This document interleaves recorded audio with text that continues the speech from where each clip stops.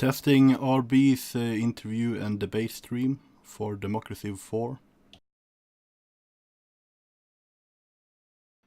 Testing RB's interview and debate stream for Mk4. Testing RB's interview and debate stream for Mk4.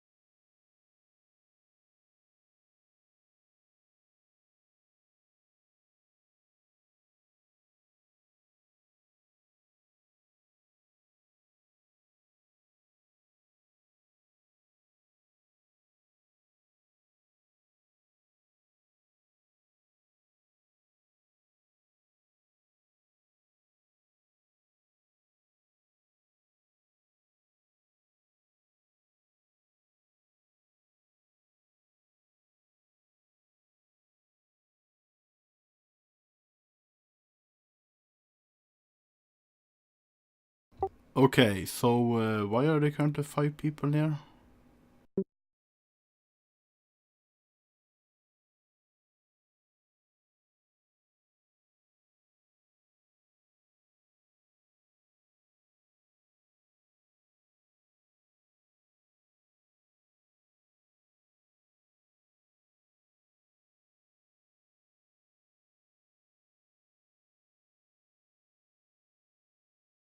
Hello, let's see if you will show up on the stream.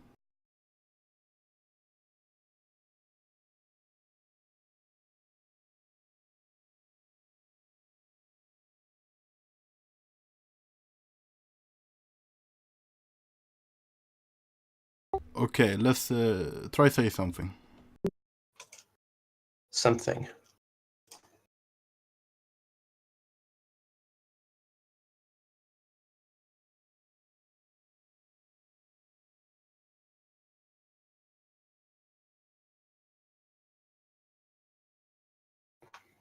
Yeah, I think it will. It's working right now. If the sound's bad, just tell us, and then we will try to fix it. What are you streaming on? What channel?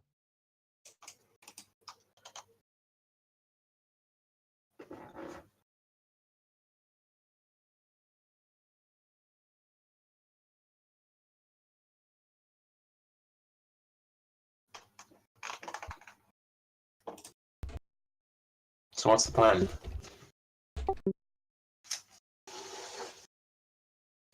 Well, you can start off talking about the policies you support, why you became a liberal, and so on. All right. 1 sec.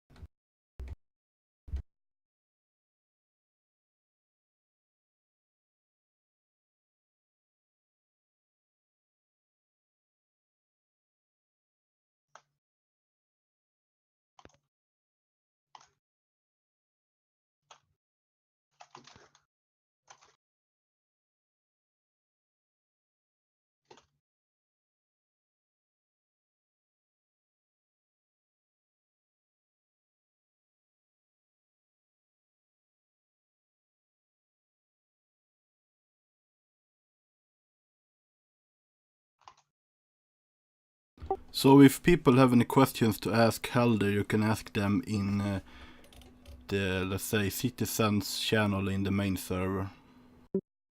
Yeah, that's fine. I will read them there. Yeah, I'm just preparing one thing.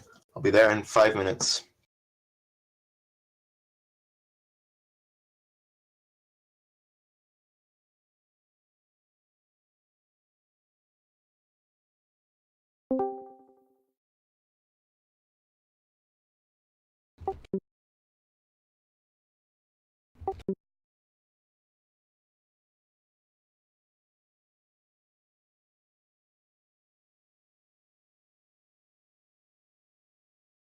I also see that Joe have chosen to join us.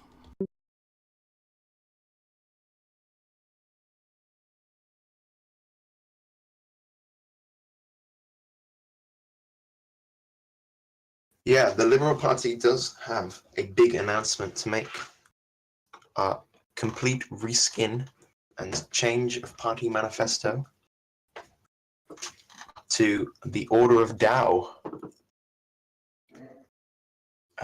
I will publish the link to our new adapted manifesto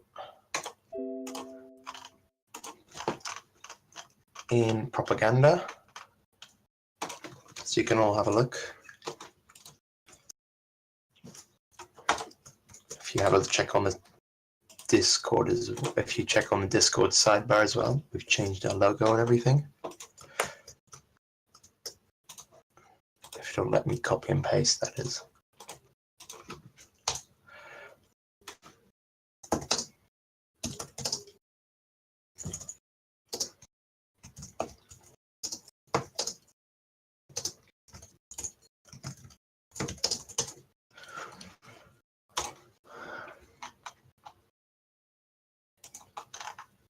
Okay, so what would you say the differences are with the Liberal Party and the Order of Tao? Is it just a rename or?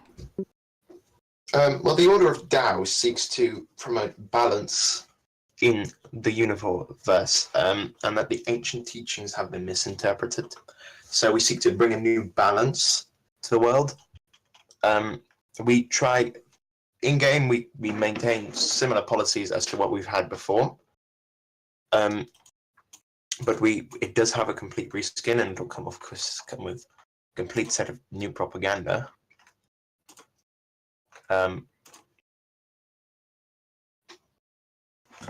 Okay, so quickly reading through the new platform, it seems to just be a reskin without any major policy changes. No, but we are obviously looking for further input from our party to see with this new reskin, we do want to try and obviously bring some change of direction in with that as well. Obviously nothing major, but I think part of the enjoyment of democracy is obviously some of the role-playing aspects. The Celestial Party has proven very successful with their role-playing.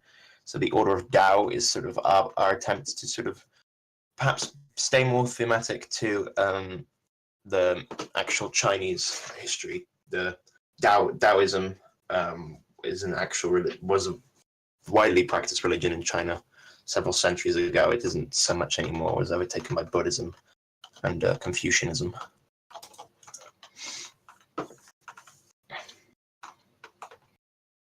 Okay, so do you think you're gonna get more members to join your party because of this change? I think that was one of the intended effects of the change, where the reskin will, when new players join, rather than automatically presuming, oh, the Liberal Party is the Liberal Party with presuming real life politics, they now will take a more open approach in looking at the party when they join in. So I would encourage people to read the party platform further rather than just presuming.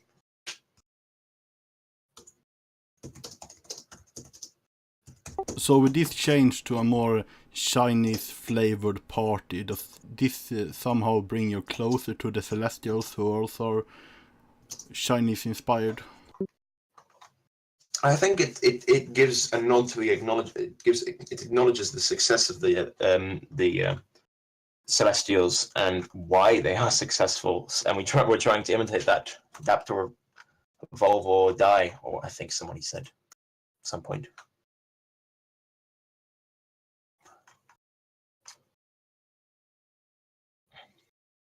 But we will, of course, keep our continued cooperation with the Progressive Union as well. This doesn't mean that we're moving away from that.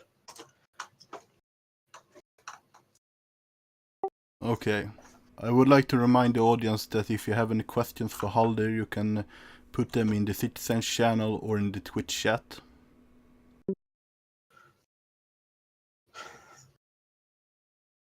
Otherwise, is there anything more you would like to share before? Yeah, good fortune cookie. There was a vote on this. I can see you in the chat.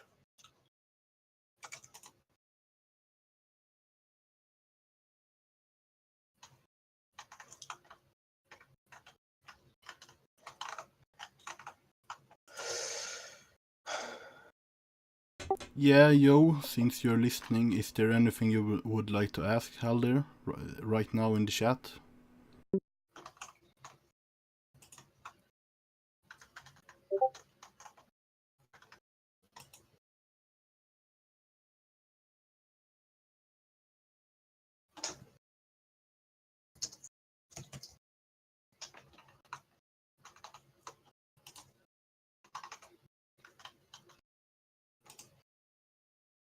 Okay, I'm listening.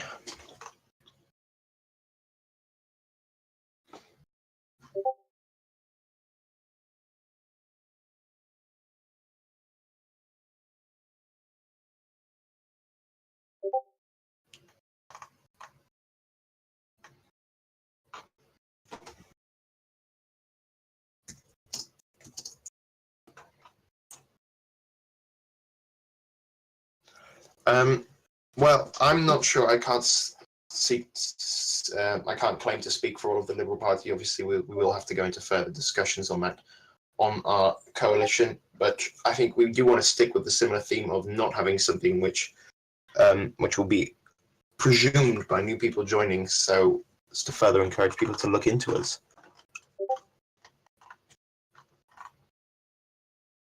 If there's no further questions, I will mute my mic. If you need me, I will be listening.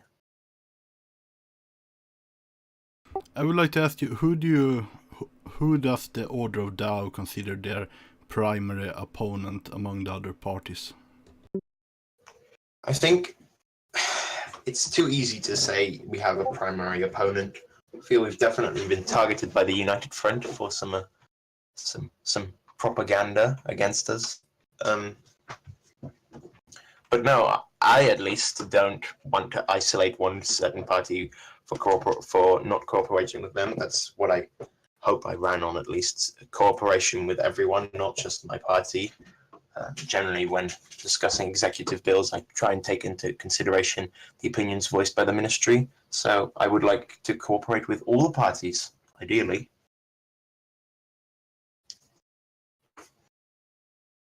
I have a question for you about Blood and Iron, if that is possible.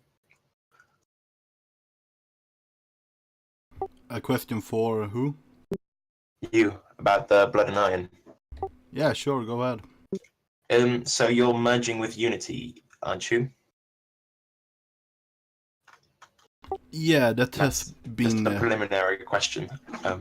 That has been talks going on since already in June about a possible merger due to our similarities in pro-war policies.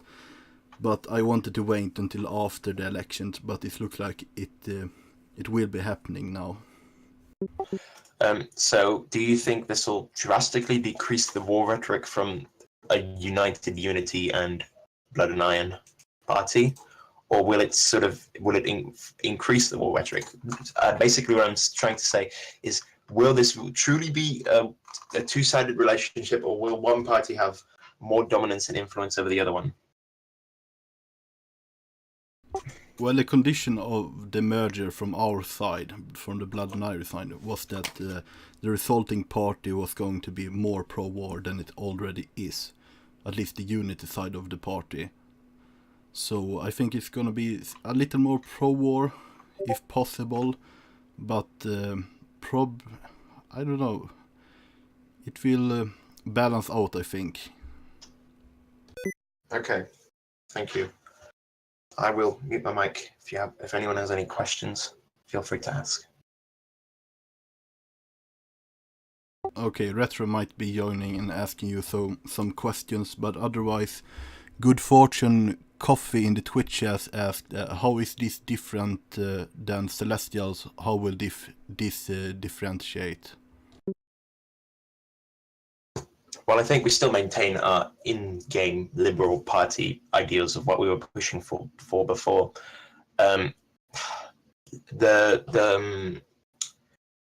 they called again? Celestials have been saying that they're going to release a more in-depth what's it called, philosophy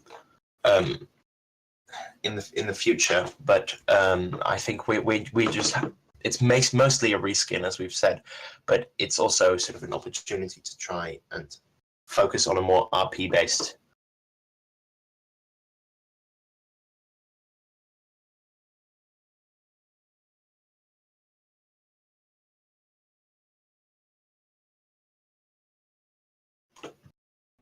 Okay, so before the first section of the executive in-game starts, what are the order of DAO pushing for us in terms of what to build, what units to recruit, and policies to pursue, and so on?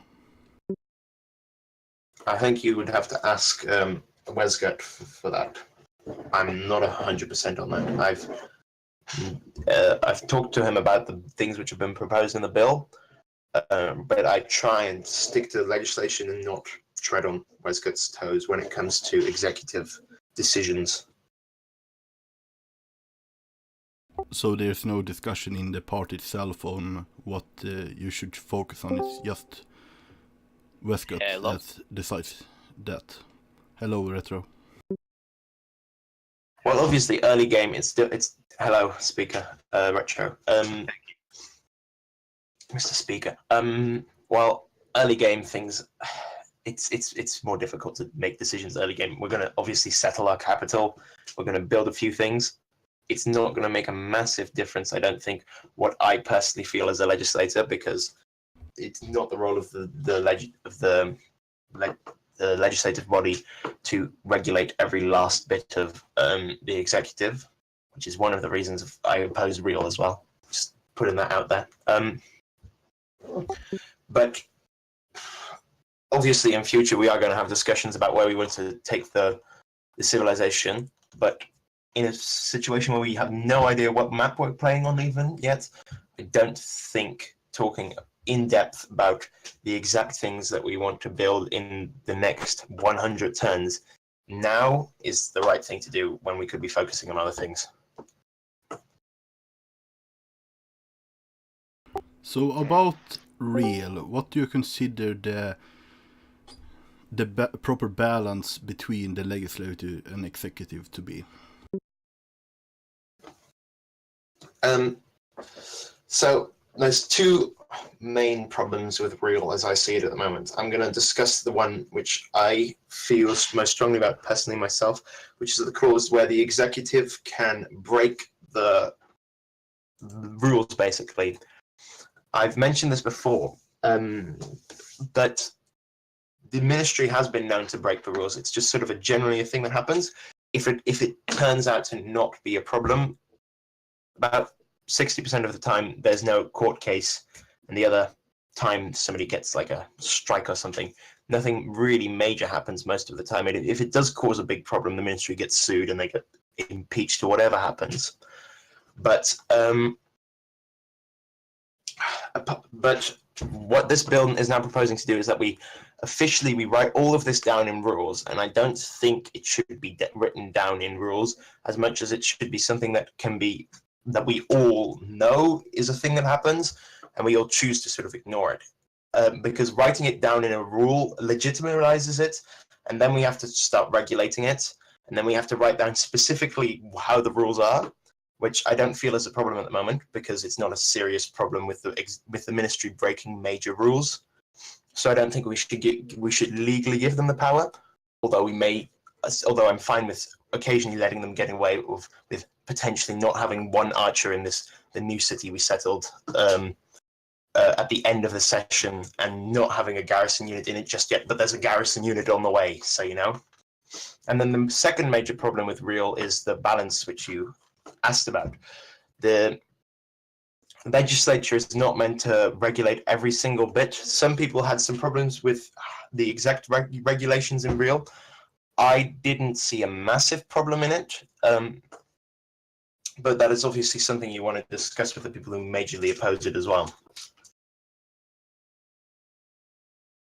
Okay, so just to recap, because we got a lot of people joining now because of the links in announcement and press.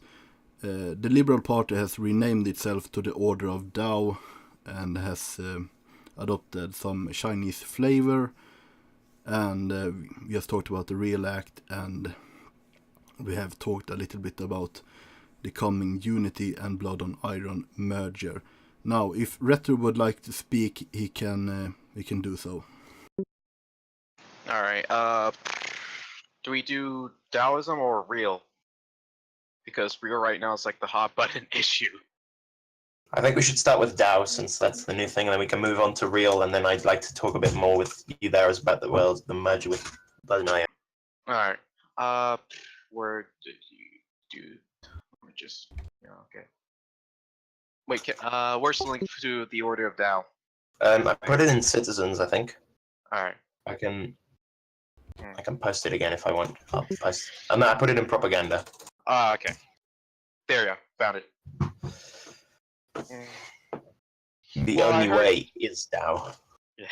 I heard Tiberius really wanted to, like, after the Celestials took off at the beginning, both me and Tiberius realized that if we tie into the culture themselves, then we might have way more successes. So, yeah.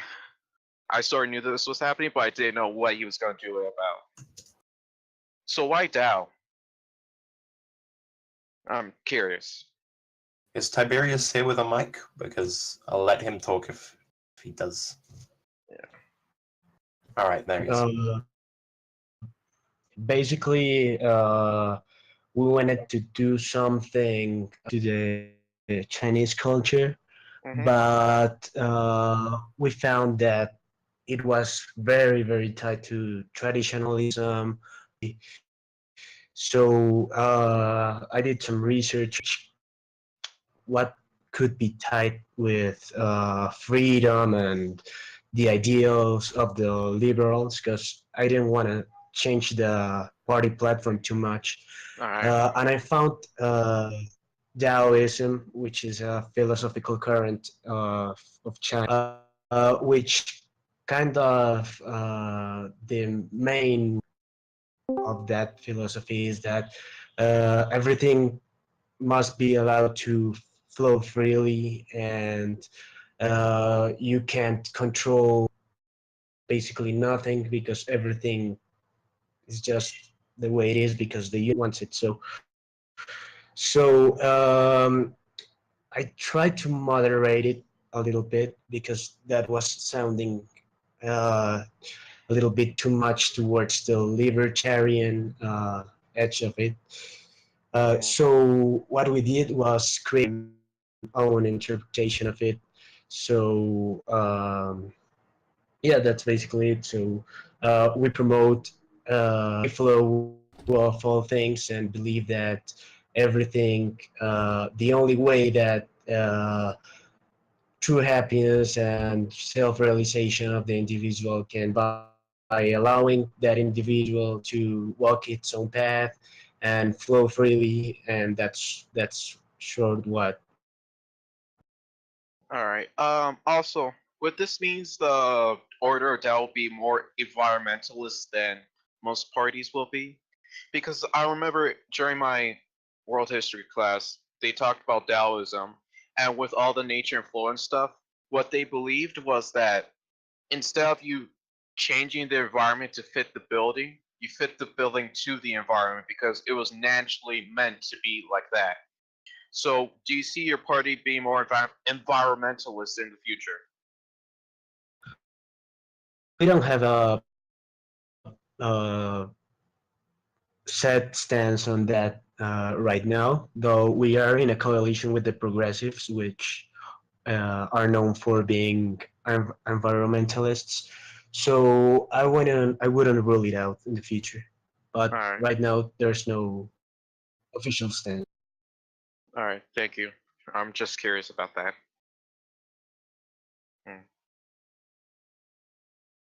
Yeah, that's all I had to ask is why you chose Taoism and do you foresee environmentalism in the future?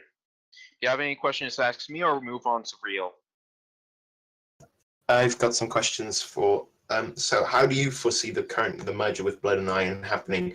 When I asked RB, he said he foresees sort of the party being more war orientated after sort of his influence on Unity being orientating them more towards war. Is this what you think as well? Yes and no. Yes, because Blood and Iron is I don't want to offend RB here, and one issue party which basically says we want war and nothing else. And I want to do a rebranding of our party too, because right now we're kind of having an identity crisis with Blood and Iron being the war party and the Liberals being the defensive party and all that stuff. So I was thinking to tie into the art of war and Sun Tzu's philosophy, which is basically if you could conquer someone with the least path of resistance, then you're doing it right. So I believe that's going to be the platform. We'll be way more war oriented than we are right now. I wouldn't say more. We kind of are justifying. You want me to show up the agreement? Yes, Okay. that would be great. Yeah, we're just not set on. Comment there. We go. Copy link. We're just not. I've just put in propaganda. We're not a party name though. So, Blood and Unity has been thrown around. Unity and Iron's been thrown around, and the Iron Union's been thrown around. So Yeah. Just opening it up now. all right. So what I tried to do was also someone suggested greater unity, which was the idea of everyone living in peace and happiness through stability. So we tried to tie that into something called harmonious unity, which there's one giant empire, everyone living in peace. And the goal of the party is to achieve harmonious unity through whatever means necessary, including war.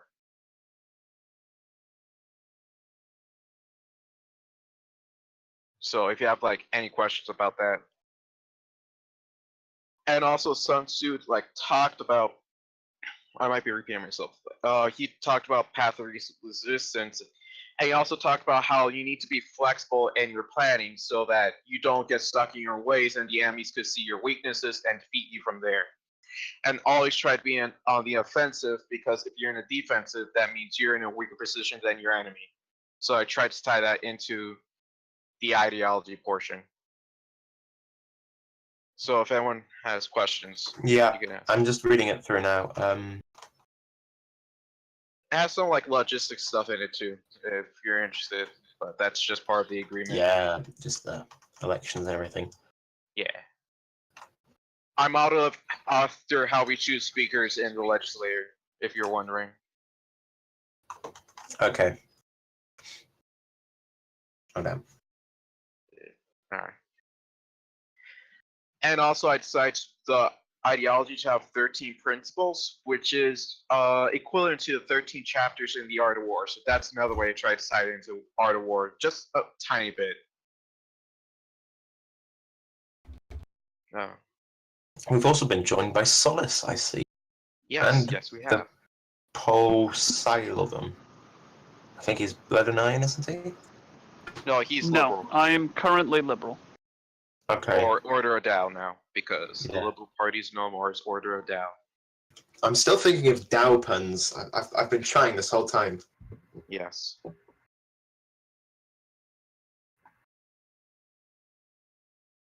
Okay, so any questions to Retro, because he has to go soon, I believe. Yeah, in like another 15 minutes or so, because I have stuff to do. I'll be back Okay. on later if you still have questions you haven't asked now. Yeah. We can move on to real if we all want now. Yeah, If just you're mm, if you've got to go, yeah. You want to move on to real? I'd be okay with that. All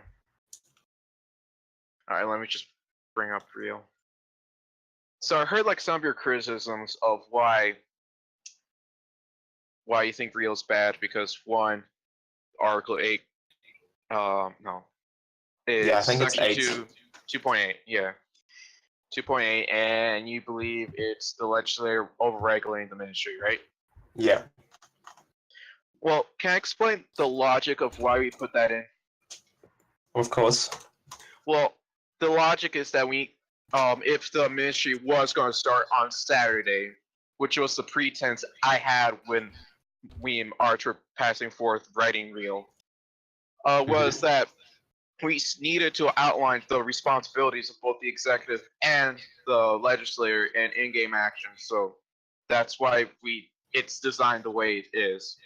And we decided that some laws might be unreasonable at certain times we can't foresee, so we gave them 2.8 so they could break the laws legally if it follows these clauses. And 2.8.A to E. That was the logic in writing this. But surely, if they can break, There's a clause. There's a situation we haven't foreseen. The ministry breaks a law just purely because they have to. They're forced by the game or something like that. Then the legislature just passes a bill afterwards saying that was fine and for the future and doesn't sue. Well, it's more of just laying the groundwork for that rather than what's it called? Rather than doing it. It's more plugging the hole now than doing it later. That was the logic of putting that in. Well, no. Because what happens now? If you plug it now, then the executive gets to break the rule before. Now the executive gets to break the rule. So rather than us helping out the executive, we're now just giving the executive the tool, and then they can do whatever they want with it, and we can't really sue them if they then break a law that we seriously don't think they should have broken. Yeah, we can. Yes, we can. If it doesn't follow the guidelines, then we could break it. But guidelines is a vague term. This means it's now up to interpretation of the court, which is really not what, as the executive, what we want. Because if we're going to set regulations, we should set regulations properly to be followed. That shouldn't have to be interpreted by a court. And that's exactly why real failed. I'm not here to argue that real was either just why we should have real. I personally think real's fine as it is, question mark, but I'm okay with rewriting and retooling it if there's enough backlash. I'm open for dissenting opinions. That's why I'm here. There was also one bit of 8 where we could the laws overriding this. There was one section which said that you can write it in a legislative law that this law doesn't apply. Is that still in there? It was in there at some point. I don't remember that being anywhere at any point in. Basically, it said you can put in, if you're writing a new bill, you can put in that real doesn't apply to this, that this part of real doesn't apply to the bill, which I found very stupid because obviously you're talking about. No, wait. No, not E. Do not. Oh. 2.8.D. Oh, okay. That's basically saying like the legislator, not the legislator. Yeah, both legislature and ministry can't break a law that since this applies to ministry can't break a law. We don't want them breaking the law. But we don't want them breaking any laws. if we're writing laws that the ministry break, why are we bothering writing them at all? No. Well, once again, since we're giving them the free reign of up to your interpretation, let's hope you don't break the law. the clause of D saying if we put in saying you can't use real on this, they can't break it. That was it becomes an actual law. But then we can write a law saying that you can break real on that one again. So I think it's just a bad path where we're going, because now whenever someone's going to write a law now, they got to write the law and then they got to check if real applies. We've got to check if they want real to apply to it. So then they have to basically say, yes, the executive, you really do have to follow this law, which I think is just stupid, because they should just have to follow the law. Well, so your suggestion is just turn a blind eye to it. Yeah, I'm saying we turn a blind eye to it as we've done before. It has been problematic before, but we obviously need to write correct regulation rather than letting the executive decide it then. And if there's a problem, that we all say that shouldn't have happened, and we will just turn a blind eye to it. Hello? I have a question. Hello, Arch. So I'm curious if you would support the creation of a defense for breaking the law in case someone does sue. You know, not the one in real, but just the yeah. That would be good if we can say a clause sort of like if the ministry breaks a law post rule and it's been deemed to not significantly set back the civilization and negatively affect it, then they get some kind of defense from the law, rather than saying they can break the law to defend themselves. So they do break the law, but then they have some extra defenses. Like, for instance, if a policeman accidentally kills someone in a raid or something, they get defense from the law because they were doing it in the name of protecting the law. Right, or self-defense is another example. Yeah, something like that. So where we have a system of, rather than encouraging it, if it does happen, we protect the people from it. So you're not against the ideals of real, it's just how the execution of it. I'm not against saying that the executive, in some situations, is going to have to break the law to progress, because the legislature hasn't looked forward enough, hasn't analyzed things in enough depth, and is just like written a stupid law. Yeah. I mean, that was the point of real to begin with, saying distinguishing the powers of the executive and legislature, and specifically 2.8 was basically, in case you write stupid laws, you don't have to stop the game for the stupid laws. Yeah. Well, then I think if we would just completely remove point 8 and write a separate law, which is the protection of the ministry, and instead of if they're getting sued and they've broken a law and it's deemed and it's just it's a thing that they had to do because the game forced them or something like that. Yeah. May I ask a very brief question? Sure. Of course. Do you think that the ability for the ministry to break the law and be defended by the public, not specifically the people, but their representatives in the legislature, weakens the force of law to begin with? It does to some extent, but it's a sacrifice that we do have to make, I feel. Do we have to make the sacrifice, or can we do other things in order to not diminish the power of law and still be able to continue to play the game? Well, obviously they're not going to be completely immune to the law. They're going to have some extra protections. They're going to have some extra protections rather than just court cases against them just completely being ruled out. But should that not be at the discretion of the court? Is the court not able to determine whether or not they should even hear a case based on merit? We're not stopping the courts from taking a case.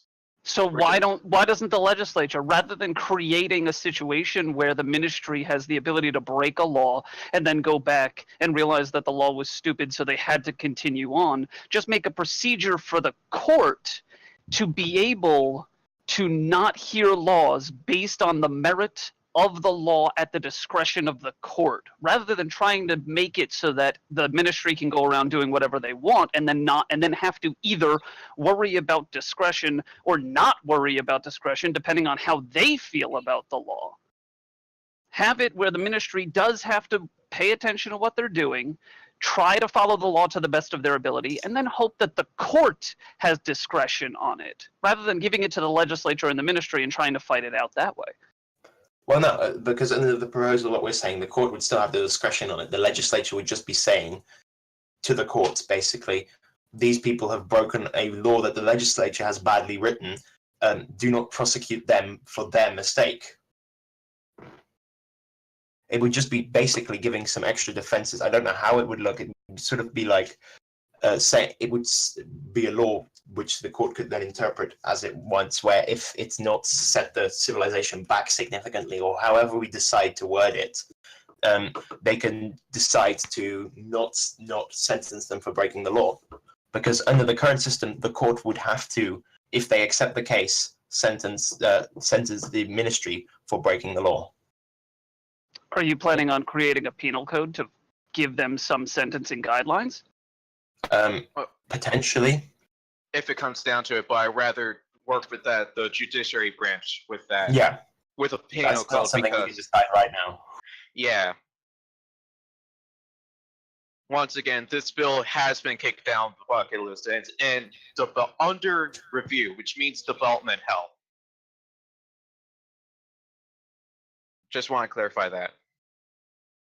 But what we're discussing right now is, what if a legislator, not us, maybe it could be us, who knows, in the future or now, writes a bill that's so bad that the ministry accepts, we think it's a good bill, but then a situation arises where the bill becomes stupid and they have to stop the game because of the bill, or it causes the civilization to be harmed if they follow the letter of the law.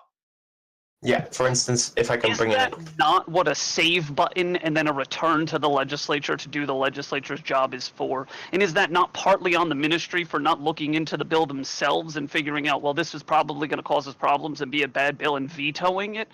There are multiple steps here before we get to that situation already. Why is it that we're fighting the situation now when we have multiple options to do that before we have to get into this fight?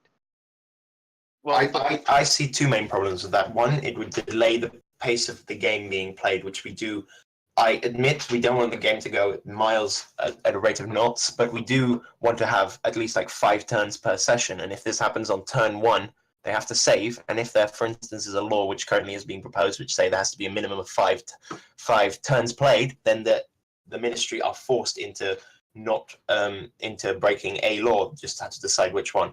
Now, then you might be saying we shouldn't pass the law with which has a minimum of 5. That's a whole nother discussion to get into. But it's not another discussion to get into. It's directly tied into this because the legislature is causing their own problems and the ministry's problems. And the ministry, if they don't veto it, is causing their own problems that way. If they sit down and write a law that restricts them to having no less than 5 turns per session, then they wind up putting themselves in a situation where they will inevitably wind up breaking a law, especially if you wind up having ministers that don't show, and you only have 2 ministers show up and they can't do anything by majority anyway. Then they've broken that law right off the bat, and they haven't even had the option not to. Okay, yeah, well then we would have to say we put a minimum of 1 turn played on, or no turns played. And I mean, the legislature is obviously the representative of the citizenry, so that the legislature needs to determine whether or not that's the wisest course of action. It should be known, according to the Government Scheduling Act, they had to have at least 1 session. It doesn't matter how many turns it is, I believe, it just needs to have 1 session. And that's it. There was something proposed at some point which said, I'll have a look. Yeah, I know what you're talking about. Let me check the GSA, make sure it's not in the GSA itself.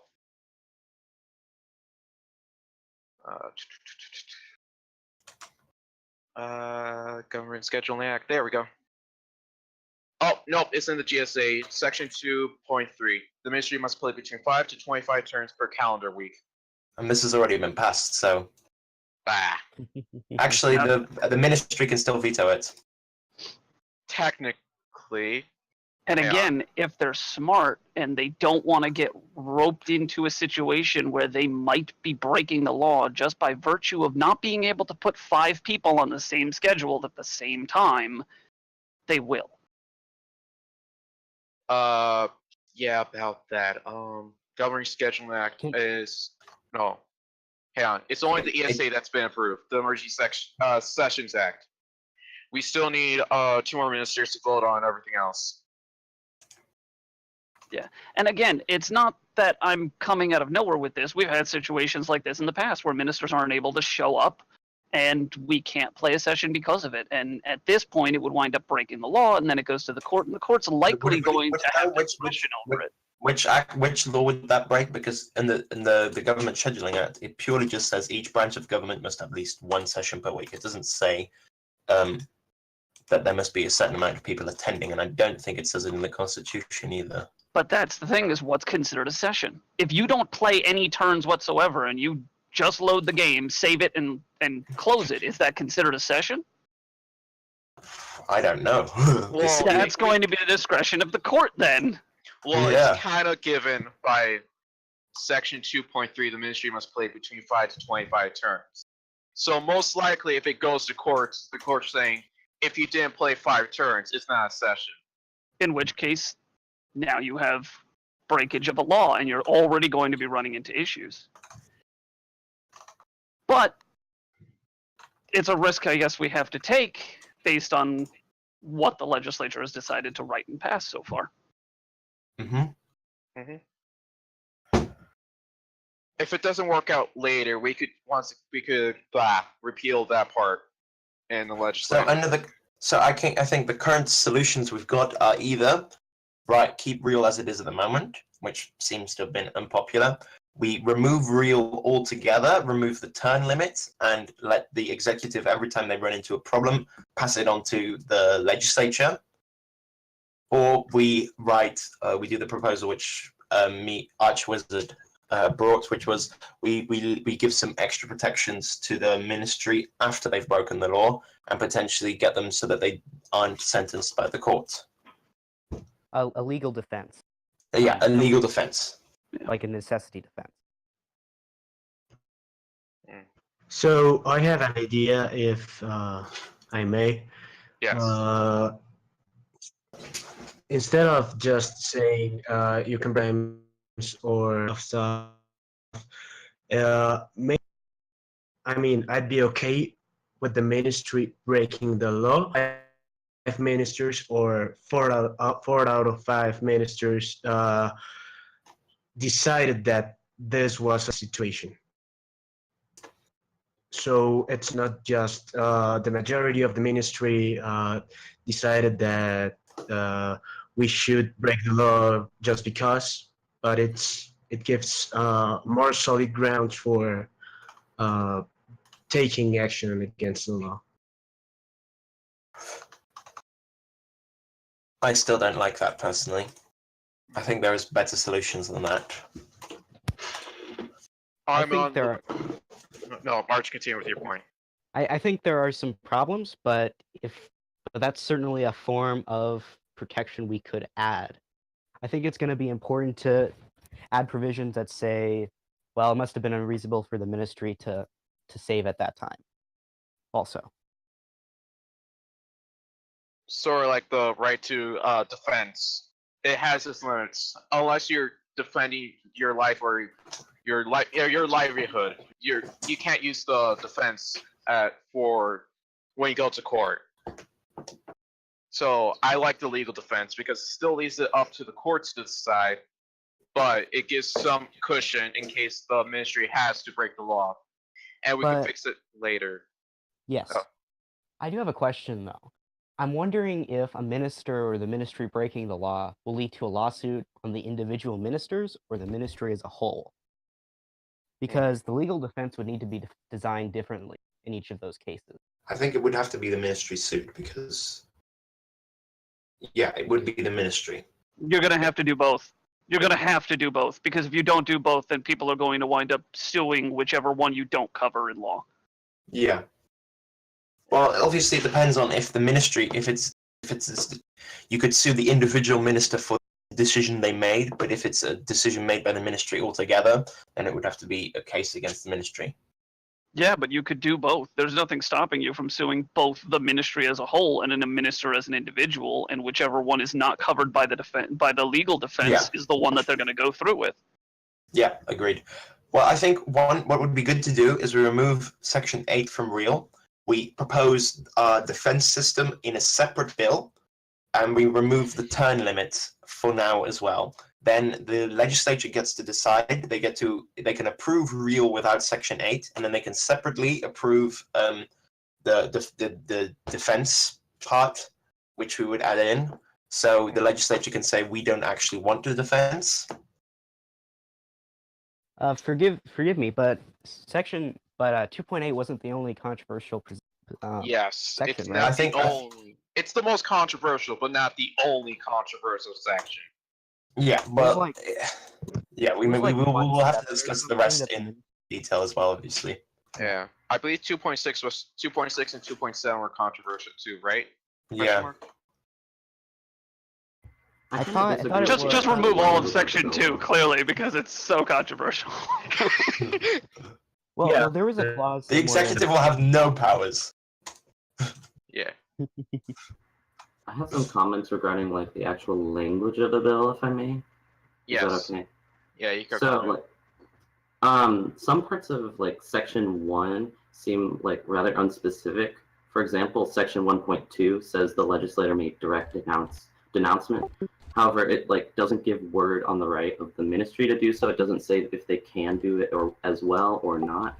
And I get it may be implied, but I think the language of the bill, since or at least a potential law, should be more specific, right?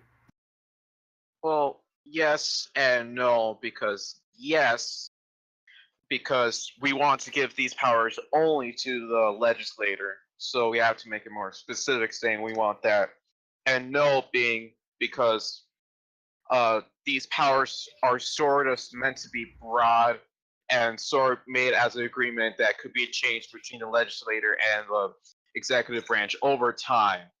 So I that's- think most of the bill is to be specified later on. For instance, Section 1.1 that allows for further specification of how the legislature may direct the executive ministry to declare war. Which I know I've written my bill about that, but we'll talk about that at some other point. the War and Peace. I think that's going on in the next session, I believe. Yeah. But I think that's what the rest of these points are left to as well, with 2 being the legislature may direct the ministry to denounce other nations, where somebody will write a bill about what the legislature may do and what they can't do. Same with 4, which seems a little controversial reading it now. Yeah. Okay, so this is going to basically be like a guideline for future bills as well. Yeah, it's a guideline for future bills. That's how it's supposed to be written. Understood. All right. Do you want to talk about? I think it's kind of getting late, but I think I might be able to push it. You want to talk about 2.6 or 2.7, or go into 2.4? No, not 2.4. 1.4. I think we should. I just something real quick because subsection unnecessary in 1. Sorry, you kind of For breaking up. instance, in Yeah, you're breaking up.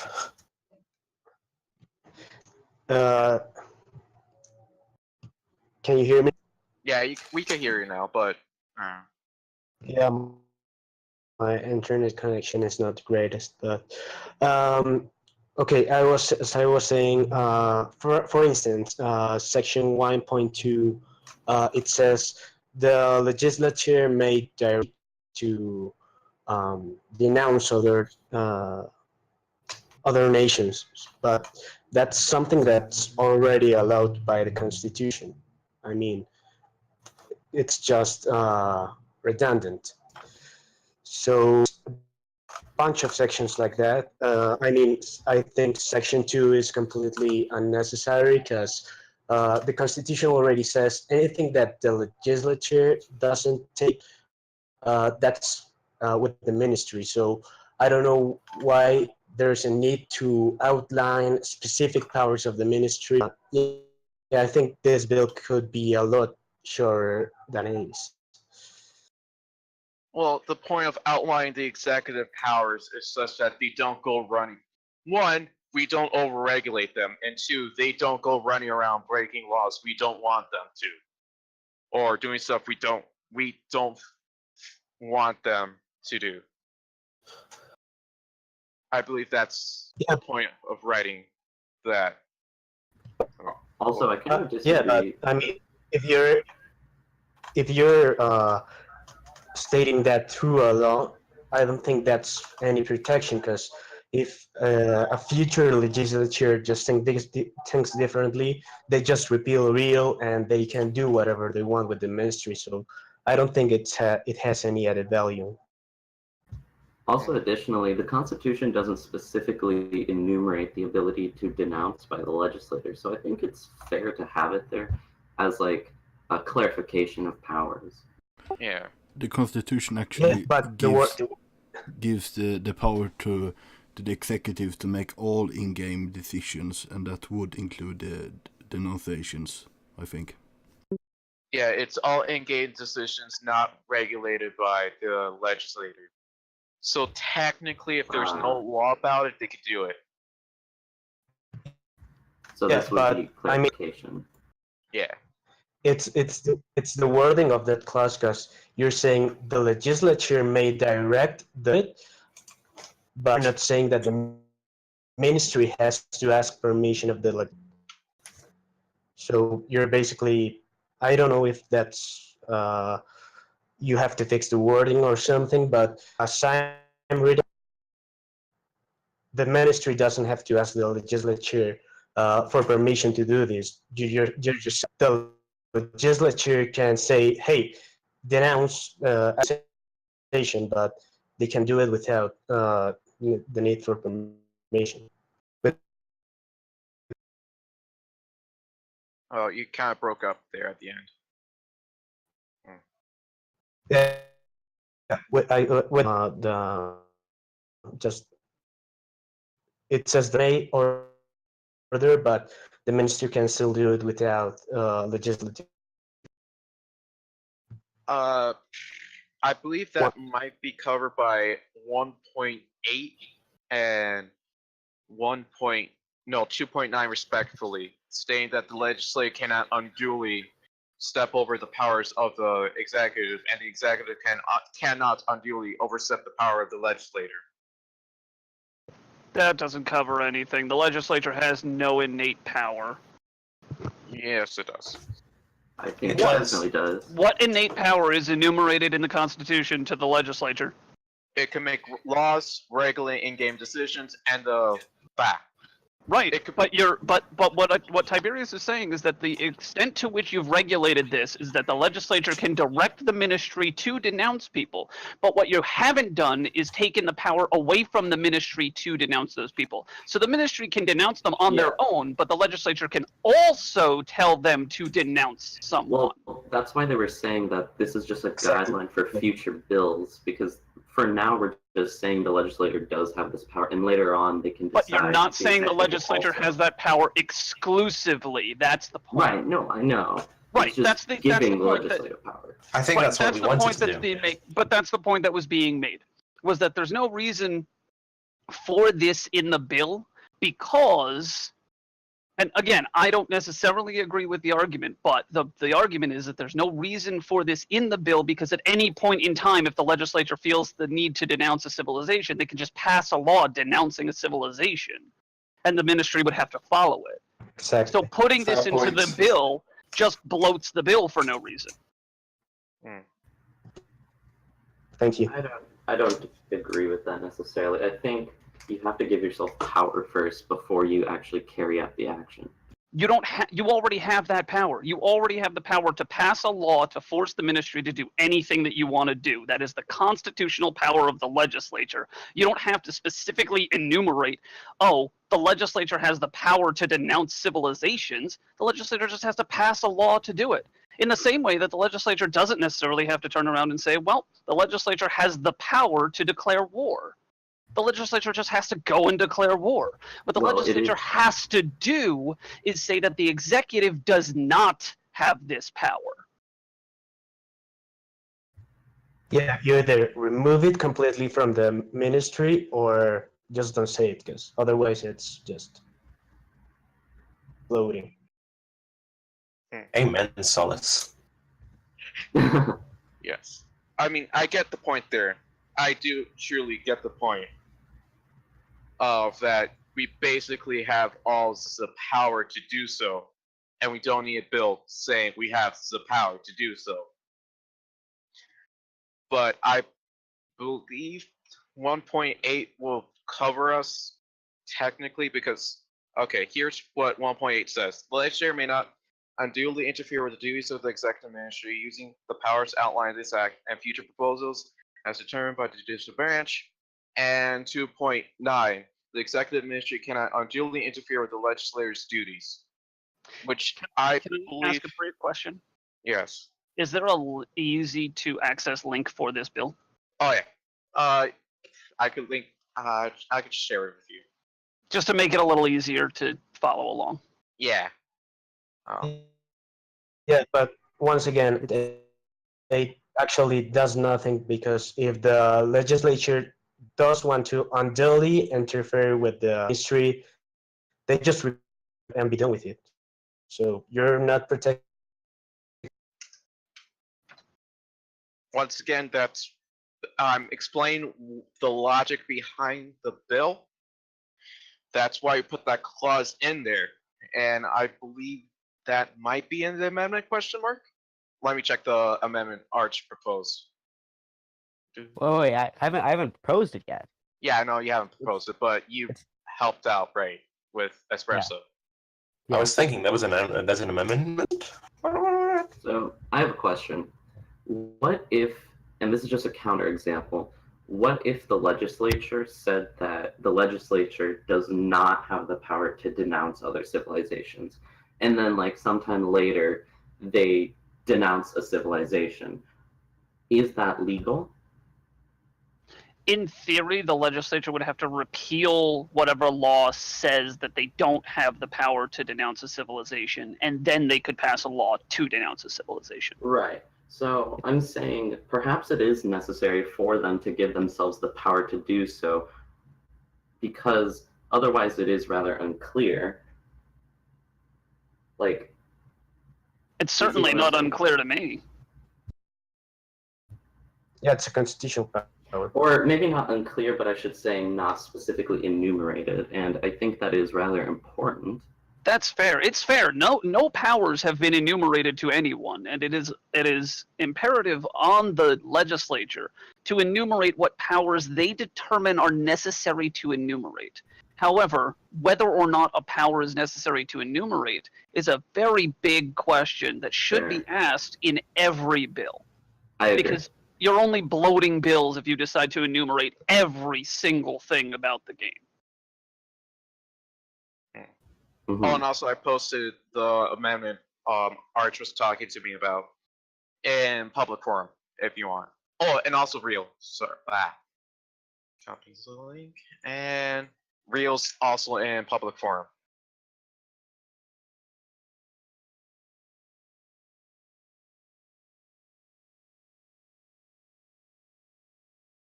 So you're saying if we had a clause in Real stating let's just modify 1.8 for example, and said 1.8, just as an example, or 2.9, whichever, saying that this branch cannot interfere with the duties and responsibilities of the other branch, including the powers specified in this bill. Would that be the enforcement needed, or you need a constitutional amendment at that point? No, I think that would be good. Well, the problem is that if the legislature doesn't want that anymore, then they just repeal it. Yeah, but that's not necessarily a problem. To be fair, that's the way the Constitution is written. If you want to change that, you change or amend the Constitution itself. Section 1.8 is only there and only applies until the legislature decides to repeal it. Which is fair. Yeah, it is fair. However, it just makes it ineffective as a protection. Yeah. Right, but there are no protections to begin with. When there is some time, I've got a few other points just once you finish speaking about this. Alright. I think we can move on, right? Yeah. Right. So just purely on this amendment, 1A, I think, is specified in the Constitution, if I'm not mistaken. I think a lot of stuff in this amendment specified in the Constitution is just rewritten. And then the Section 2 is like not allowed. You can't override the Constitution without a constitutional amendment. Correct. That's part of the amendment. So this is an amendment to the Constitution. Yes, this is a. I thought this was an amendment to real. No, this is not an amendment to real. This is an amendment to the Constitution. That has to go through a different system. It Uh, has to be the public. yeah, I mean, we could approve the amendment, but it has to go through a public referendum to get in. I think Yeah. it purely is just a public referendum. I It's- think it's nothing to do with the legislature. Constitutionally, yes, it just needs to be a public referendum. Okay, but you're gonna say you're gonna give it to the legislature to debate about anyway. Well, we just gave them the power with the game setup referendum to set up referendums themselves, but that's like one of the points I need to figure out, like an official way to get an amendment into public voting with or without the legislator. Okay. Right. Yeah. Does the Constitution itself state it is the supreme law of the land? No, It does not. surprisingly, that's Yeah. there's a lot of stuff we took out of the Constitution because it was unnecessary blow. It's implied that It's But implied, again, yes, but implied. Here's the problem. If the Constitution isn't the supreme law of the land, then anything that the legislature does isn't law anyway. By having a legislative procedure and by following the procedure enumerated in the Constitution to pass laws in the first place, you're recognizing the Constitution as the supreme law of the land. yeah, I'm gonna file a case against the Constitution. Just My you see, yeah, to see what happens. Hey, do it. That's one of the I'm doing it right earliest- now. Yeah. That's one of the earliest Supreme Court cases in the United States of America. Is the Supreme Margaret Court sitting Hernandez. down and determining whether or not the Constitution itself is law. Who are you? Beautiful case, and I very much enjoy it. Are you filing for someone else? State their name. No. Who are you suing? Who are you suing? The Constitution.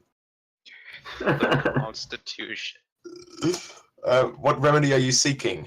Please don't. It should. Please don't. No, do. It is going to be Yeah, one of definitely. the most important cases that the Supreme Court will ever hear. This case will determine what the Supreme Court has the power over and what they're allowed to overturn and change. Yeah, you hear that, Archer? Okay, Solace, No give pressure. us a summary of the facts of Wait. your case to the best of your knowledge. It's not my case. Okay. Should we Yeah, send it as- Someone's suing the Constitution saying it's not the supreme law of the land, and you need to rule whether it is or it isn't. Well, Who first is of all, can you suing? sue the Constitution? It's me. Well, with the help I'll of do it. Solace. Constitution. I'll join in this if you need me to. All right. Amendment. I think there's like 2 more amendments that are up for debate too, right? The Second Amendment, Third Amendment. I don't know. I think someone tried to do like another amendment too. We could look at, and I believe. Yeah. I thought there Solace, was would you another say amendment. saying that if the Constitution is not in itself real, the legislature has no real power? The The entire government Constitution- just. First off, the entire- Constitution is real. It's just a question of whether or not it has any power. Exactly. If the Supreme Court declares the Constitution doesn't have any real power, that means this entire government has no real power. Therefore, we have to start all over again.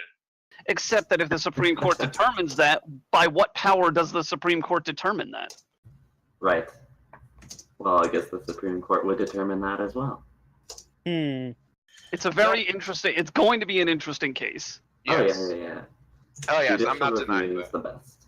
But if it, in theory and in my opinion, if the Supreme Court had determined that the Constitution was not the supreme law of the land, that is a very different argument. That means that the Constitution itself doesn't have to be amended to be overwritten. Oh, Right. Yeah. There's a big difference between finding it powerful or powerless and finding it the supreme law of the land. oh, and Okay. also, I I found submitted. you submitted it. Yes. No pressure, Archwizard. Don't screw this up. Wow. Archwizard, don't. I'm sorry. I am It's sorry. too late. Maybe What we have we won't done? even hear the Law of case. the land. We'll just be There's like, a- nah. You can choose not to hear the case. Yeah. Well, Does I'm the not Supreme gonna Court have that right? say anything about this. I'm not gonna go into detail, but I think if there's indeed, I actually have it to would be go now. fairly easy to defend Yeah. that the Constitution is indeed. But I mean, there are some arguments to be made, but I think initially it wouldn't be that hard. I can most certainly make a case for the Constitution not to be the supreme law of the land. There are Well, plenty of ways that you can make that case. When they call me up for the case, I'll try and get you to speak as well, Solis. Don't worry.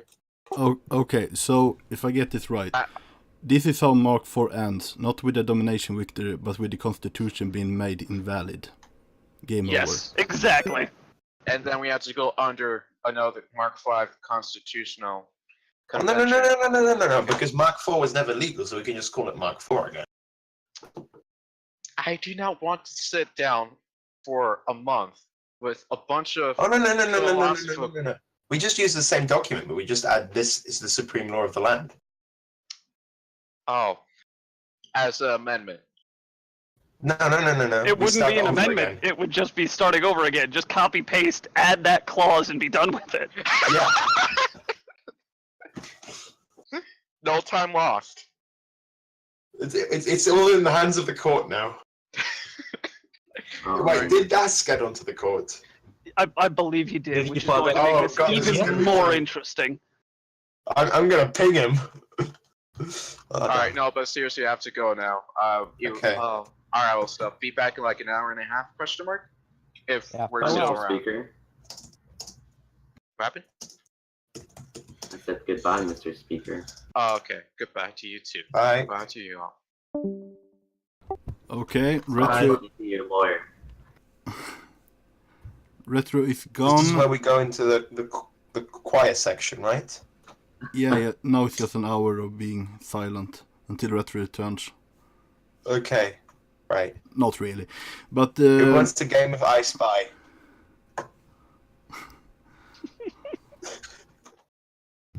not right now. But does anyone have any more questions to Holder? Why am I getting all the questions? You're a legislator. Because Oh yeah. because we were interviewing you Yeah, before we Retro voted came. for you. You represent us. That's why.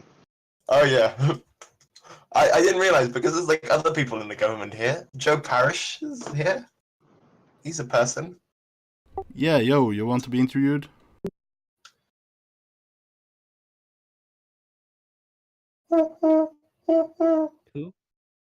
Arch, you want to be That was meant to interviewed be an about the owl. court?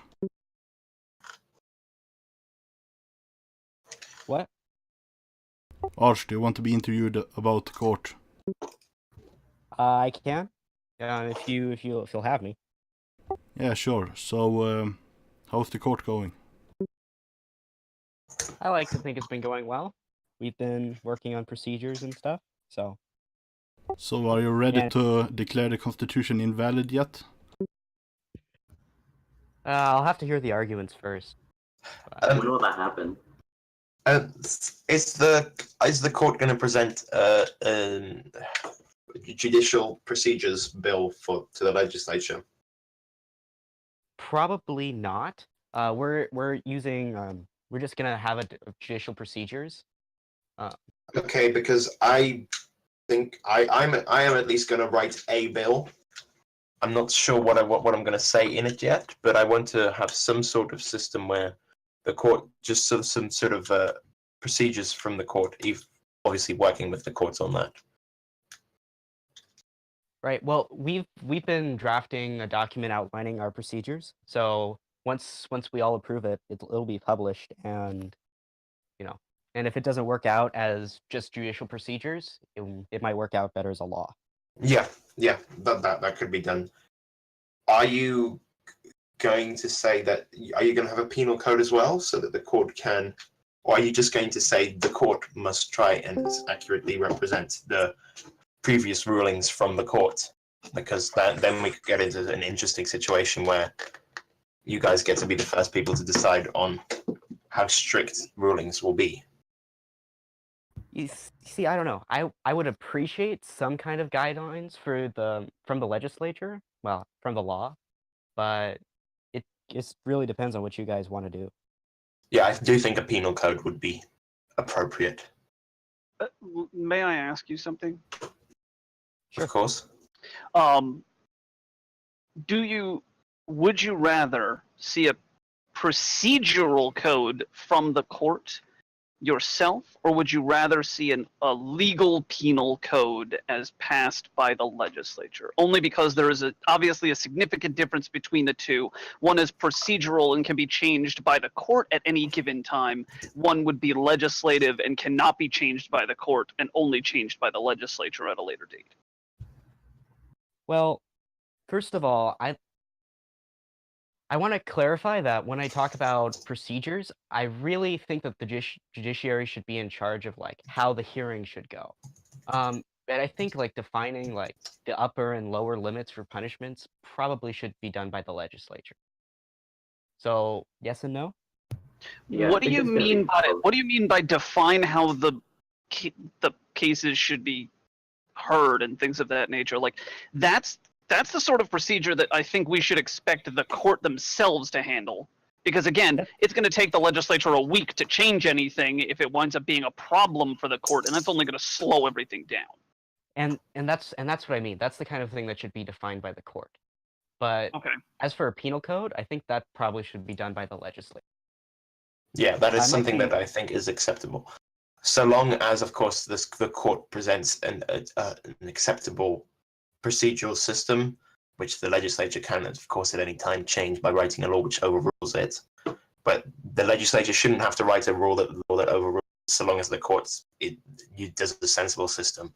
But the court doesn't just say like, we choose to accept a bill on a code of 1v1 combat in this game, and if the court's representative wins, we hear the case. If the other representative wins, we don't. Right. That system would be stupid and obviously overruled by the legislature, although it does sound very cool. I do have another question in regards to court procedure and what you're currently debating. Right, is there any open debate currently as to whether or not average citizens will be able to argue a case? What do you mean? I mean, in Mark II and Mark III, anyone could go to the court and actually argue a case on either side. You didn't have to go through any sort of procedural situations. You didn't have to get approved by the court or anything of that nature. You could go and you could argue a case on either side, especially in Mark III. I'm just curious as to whether or not that sort of procedure is going to be continued, or if there's going to be a procedure in which you will have to apply to the court to have permission to argue cases. Right now, we're leaning towards the latter. We'll probably try it out, and if it doesn't work, then we'll certainly revisit that. So just to be clear, there will be some sort of legal lawyer system under that purview. No. So anyone can make a case, anyone can argue a case, but a random citizen can't jump in on either side. So it's more of a procedural approval. As in the Chief Justice, for example, I don't know what your actual procedure will be, but for example, the Chief Justice would have to say, yes, you can argue this case if you want to, and then they would have permission to argue the case. That's What I'm kind of trying to get at is that we'll have the two parties to the suit, and they'll have their representatives. We're not putting limits on who the representative is, but we want to make sure that another party doesn't just come into the side, and then we have 3. We want to make sure the court approves a third party. Does that clarify it a little bit for you? A little Sorry for bit. being confusing. No, it's fine. I understand. And again, it's difficult only because there are no procedures currently out in the public view, so it's hard to Right. follow along to a certain degree. But I think you've answered the question. Thank you. Okay. Yeah, no problem. We'll try and get those out soon. I'm also, in terms of which cases are accepted, I think it stands to reason that in a court with limited size, that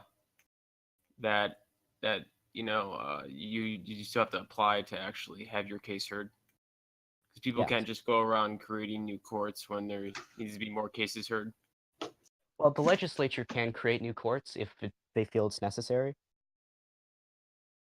So, and yes, we are working on a procedure for a case to be approved by the court to be heard. So does the court have the power of judicial review? As long as the case is filed, yes. Well, Okay. Also, we currently I don't would- have a system where I would believe if it's the Supreme Court, yes. Which would then leave the legislator to possibly appoint courts of appeals or for lawsuits. I don't if think the we Supreme can Court appoint has to lower decide courts. if they have the power of judicial review, though. Yeah, well, it's kind of up to you, Arch, I guess. well, we'll see. We'll see. If someone sues us for judicial review, we'll figure it out. Also, one thing. That do is you that current- is the most judicious answer I've ever heard, and I very much like it.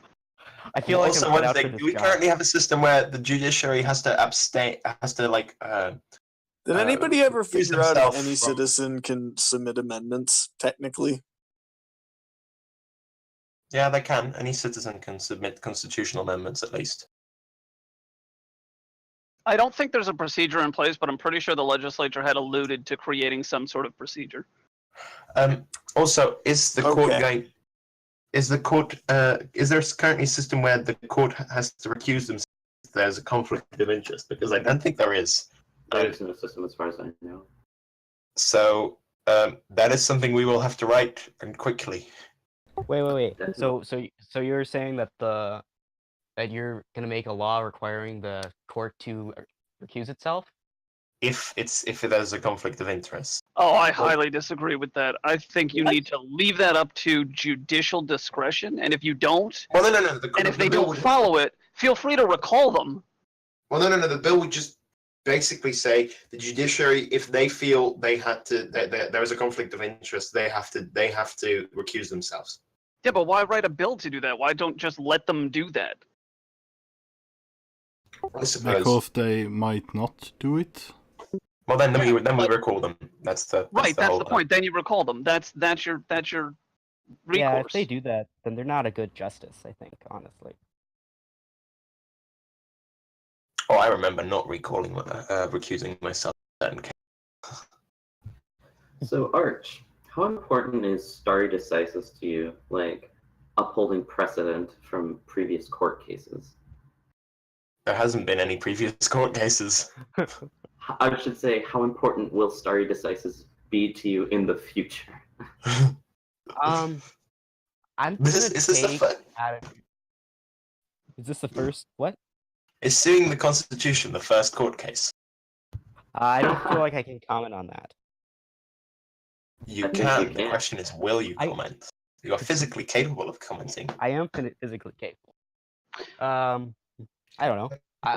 I think I'll pass on that until later. We'll see. I have a question in relation to that when you get a chance. Oh, so let me get back to precedent.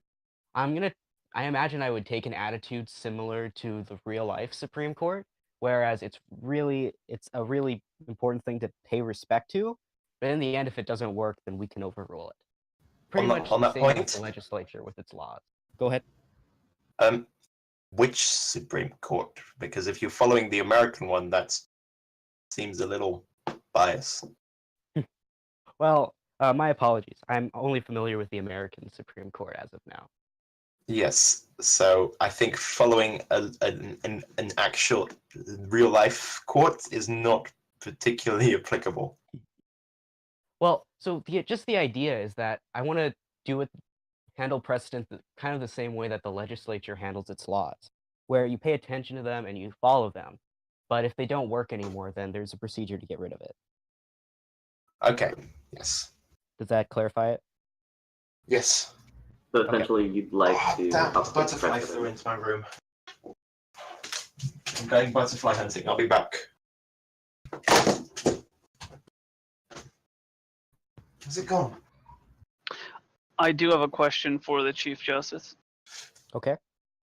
At the moment, is the court planning on Disappeared. creating a public docket to which the public can view what court cases are being heard, what have been denied, what has, who the defendants and plaintiffs are, etc.? Or is it going to be a more private and closed-door system? That is a good question, but it's one that I don't feel comfortable, settling or deciding without, consultation with the rest of the justices. So. Okay. Yeah, you first, Solace. Without consultation with the rest of the justices, what is your personal opinion on the matter? I don't have any objections to it. It really depends on what the public would like to see, because I do want to ensure that the court is transparent, but I don't know. So, yeah, I'm leaning towards it. I'll bring it up with the rest of the justices. Thank you. Also, are we going to have courts? What are they called again? Basically, the people who do all the hard work for the court, writing it up again. What were they called last, Mark Solace? Clerks. Clerks, that's the one. Ooh, you guys should have clerks. Because I'd be more than happy to help as a clerk. So, yeah, we're looking into that, and especially if the caseload becomes, larger, we'll need clerks most likely. So, I think that's something to be seen in the future. Right. So, what's your stance on the legislature regulating you in what you can do or not? Are you opposed to that, or can you accept some degree of that? Well, it depends on what you mean by regulate us. Sure, Yeah. We discussed right? this about difference between penal and procedure. Because we do want to interpret the law, and we don't want, and the Constitution. But yeah, so we want to interpret the law and the Constitution, and we won't move away from the law. So I guess if that's what you're asking. So, what kind of regulation would be too much for the court? Do you think the legislature would overstepping their boundaries? Well, one of the big things I think would be interfering with our ability to hear cases and rule on them fairly. I think would be a big one. I don't think there's any plans to do that, but that would be a big one for me. I heard someone talking about obstruction of justice the other day. I saw somebody talking about writing a bill about obstruction of justice. Right. So is there a question about that, or? No, I just... Okay. I do have one question. Okay. Provided that we can get the legislature on board and we can get the executive on board and we have all three branches agreeing on something, which is far-fetched, I know. But would you be opposed to requesting assistance from moderation in situations where it is necessary to uphold a court order? Ooh, Interesting. that's a good question. Whole Andrew Jackson sort of thing.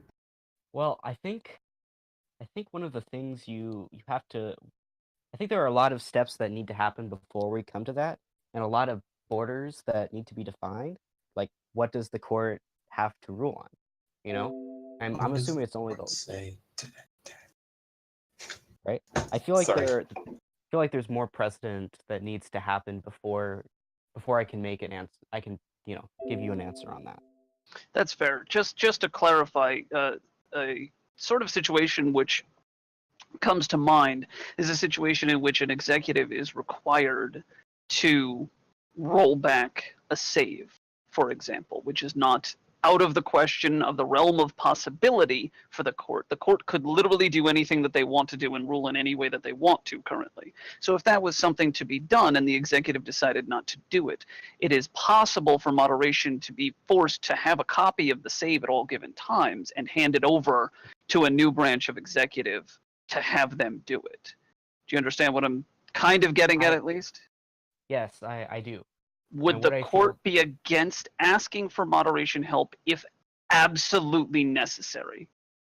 I know I wouldn't be against asking for help, but I feel like there's still a lot of stuff that needs to happen before we get there.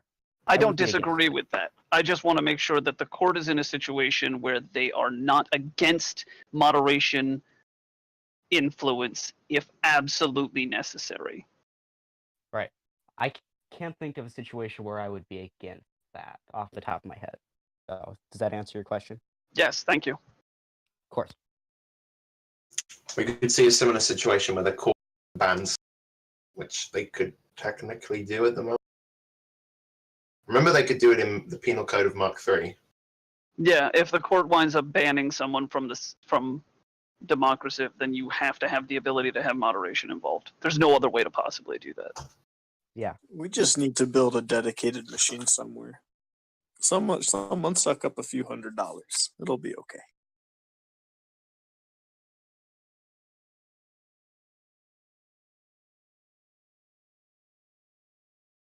Yeah, so any more questions to the Chief Justice, either in the Citizen channel in the main server or on Twitch, in the Twitch chat?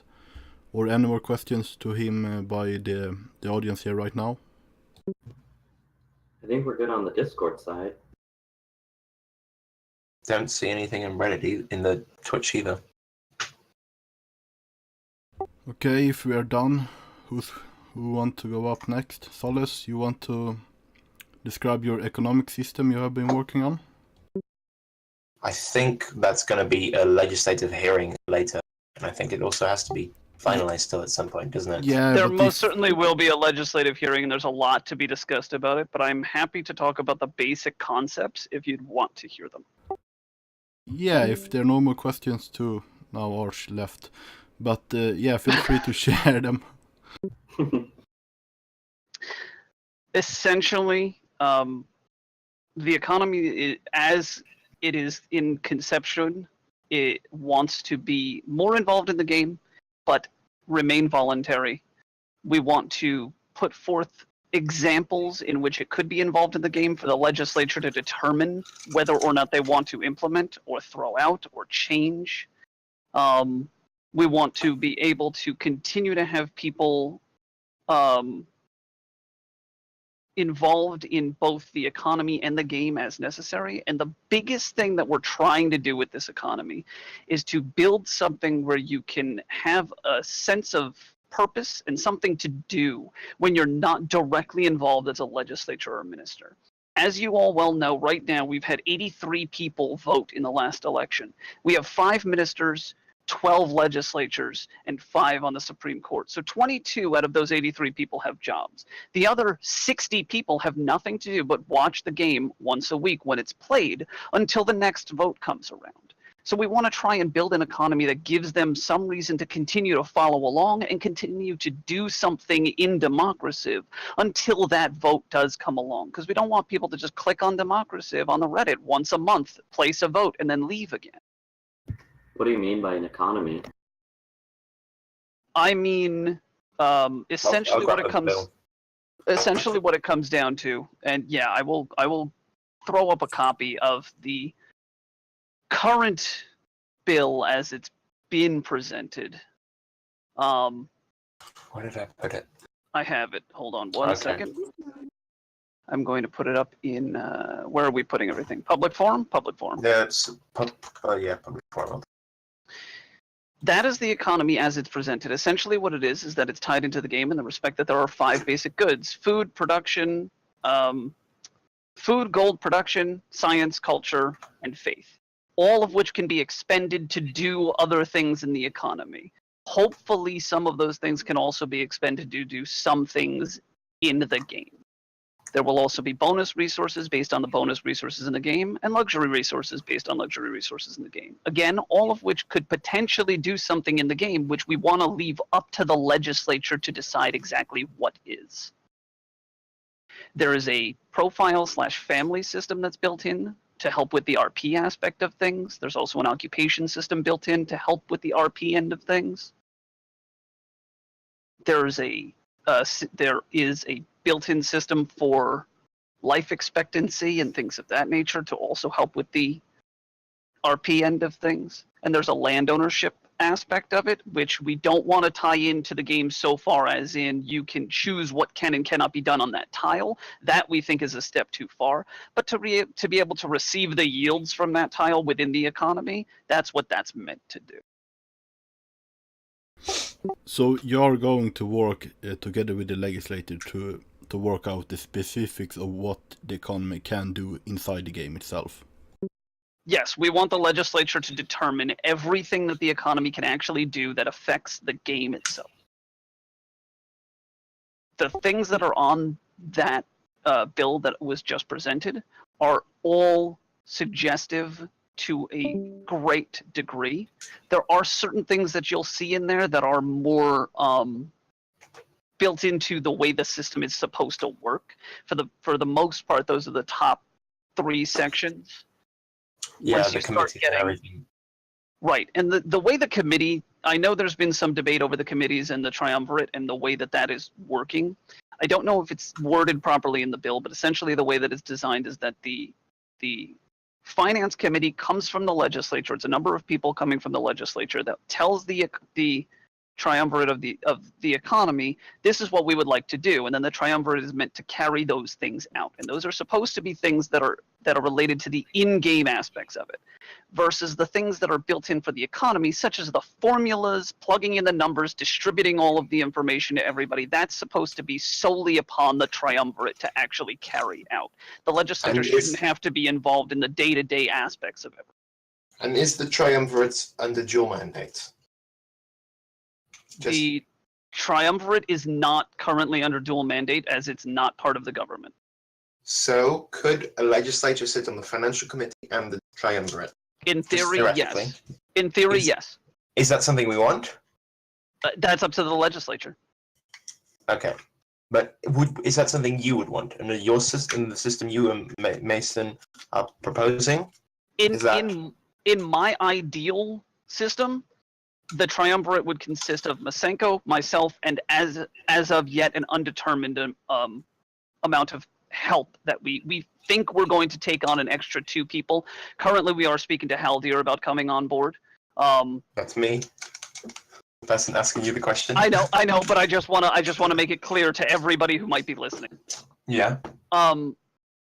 Listening. We are trying to bring on at least 1, maybe 2 more people to help with the day-to-day aspects of things, because it is a very intricate system that we're building. So we're trying to make sure that there's not too much on one person. In theory, it would be that small group of people that would be part of the triumvirate, none of which would be legislatures. All right. What's the actual... Go ahead. Just purely thinking now logistically, how much will it be automized? Like a program you've written or something that will automate some amounts of data? For the most part, everything should be automated except for when you're expending goods to have some sort of in-game impact. Anything that, the way that we've set it up is that to be able to trade with each other and to trade with the marketplace in general, all of that would be automated. But in order to expend goods to have any sort of in-game impact, that would be something that raises a flag for the triumvirate. They would have to review just to make sure that you've attained those goods legally, and then they would put it to the ministry and say, okay, these goods have been expended for this purpose. Please carry out this as has been determined by the legislature. What's the actual incentive of joining this bank, or this marketplace, I should say? You get to control actions in game. There are 3 incentives. 1, you have something else to do besides sitting around and waiting for another vote to come around. Right. 2, There is an RP aspect of it, which we are building, and it's mostly in the family aspect of it and the occupation aspect of it. So as you continue to be involved in this economy and continue to play in the economy, you have a family, you have more people that are involved, you get to talk about your family and what they do, and you will have a profile which you can pull up and you can show to other people. Look at how many people I have, look at how much money I have, et cetera, et cetera. It's bragging rights, essentially, but you will have that there, which tends to get more people involved. And 3, there is some element of being able to influence certain in-game elements as are determined by the legislature. To what degree, I don't know. Again, that's going to be something that the legislature has to determine. Essentially, what we want, what we ideally would like to see is nothing that influences the game to a degree where you're required to be part of the economy in order to be able to influence it. For example, someone brought up the argument that naming cities and naming units shouldn't be something that you can do through this economy because it takes the power away from doing it for mayors and ministers and for honorable people, which simply isn't true. It's a false equivalency. They're not mutually exclusive from one another. There's no reason that the legislature could say, okay, we're going to rename this unit, this name, and it's not allowed to be part of a renaming ability in the economy. And that's it, done. The economy never has the opportunity to ever rename that unit again, and that city can never be renamed again. There's no reason that the legislature can't continue to do that if they so wish, leaving the other things open for the economy to do. Naming is the easiest and most obvious way that you should be able to influence anything in game, only because it doesn't affect any of the gameplay or outcome of the game in any way, shape, or form. Sure. Yes. But it's much the same in the respect that we have the faith system that we're building is the ability to quote unquote own a wonder. So the wonder would essentially be, for example, if we built the Colosseum in our Chinese civilization, you would be able to expend faith, and then you would be the owner of the Colosseum, and you could tell everyone you were the owner of the Colosseum, right up until the point somebody expends more faith than you did to buy it off of you. And they are now the owner of the Colosseum. And it creates a bidding war, but it creates a situation where you have bragging rights and are the owner of the Colosseum, and you want to continue to own it, but somebody else is going to get it from you at some point. And it just continues to get you to want to be involved in that situation. Okay. So what is the actual, personal component of the family system? Are these real people, or are you just saying, I have 2 children? We're going to be implementing a situation where you can have both. You will be able to have a fake family system where they're all imaginary people, where they do contribute to the economy in the same weight as everyone else who is a real person contributes to the economy. And the reason that we're doing that is because we also want to have real people be able to decide to get married or be related to one another and contribute equally to that economy. So for example— Did I just hear somebody say get married? Yes. Yes, we want you to be able to do that. We want you to be able to say, we want Das to be able to turn around and say, I married House, and House and Das are now married, and they have their beautiful children, and Pig is one of them, and everybody's happy. But we want people to be able to do that in this system. So yes, there will be the ability to have real people doing this. What about marrying animals and buildings? We have no system built in to marry animals and buildings, unfortunately. Your system is terrible, Solace. I'm going to have to vote against it. That's fair. I understand. I understand the philosophical differences that we've come into. So, Yeah. I would like to talk about some criticism me and Das had about the financial committee. It seems to be very powerless and not be able to affect the bank except when it's about in-game actions, which the financial committee will have to approve it. Otherwise, almost all power is left to the bank itself. How do you respond to that? You're correct. You're 100% correct. Everything is built into the system so that the bank can run itself, so that the legislature doesn't have to get involved in the day-to-day, especially because most of the legislature isn't going to understand or know about the formulaic aspects of the day-to-day parts of the bank. And the reason for that is because it's going to be intricate, and we don't want to have a situation where the legislature decides to increase the gold amount that everybody gets every day, and it messes with the rest of the balance of the economy. We want to be able to have a system where the triumvirate is set up so that they can say, okay, we understand that you want to increase the gold amount. We're going to have to increase other things. Give us a week so that we can increase everything and we don't mess with the balance. That being said, this is a law. The legislature as a whole can always change that law if they decide to do so. There's nothing stopping the legislature from doing that. Yeah, obviously it's a government agency, so it's completely regulated by the legislature. Right. Yeah. I gotta head out, guys. See you later. Take care. Bye. Bye. As in Ken, I'm the one talking now. I am Haldir, the mighty. Oh, house. And, Well, that was fun, House. Thank you for that. I'm not sure what he was listening to, but now I want to know.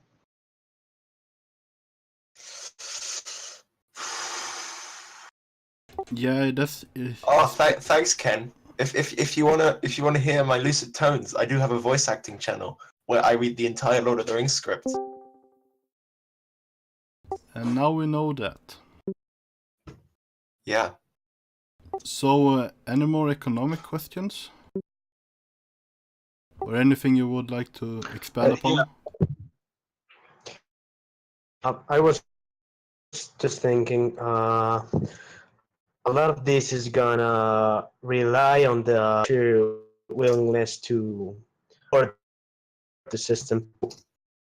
I'm a bit worried about this legislature caring about the system, but then next legislature doesn't care for it, so there's no way for it to change stuff.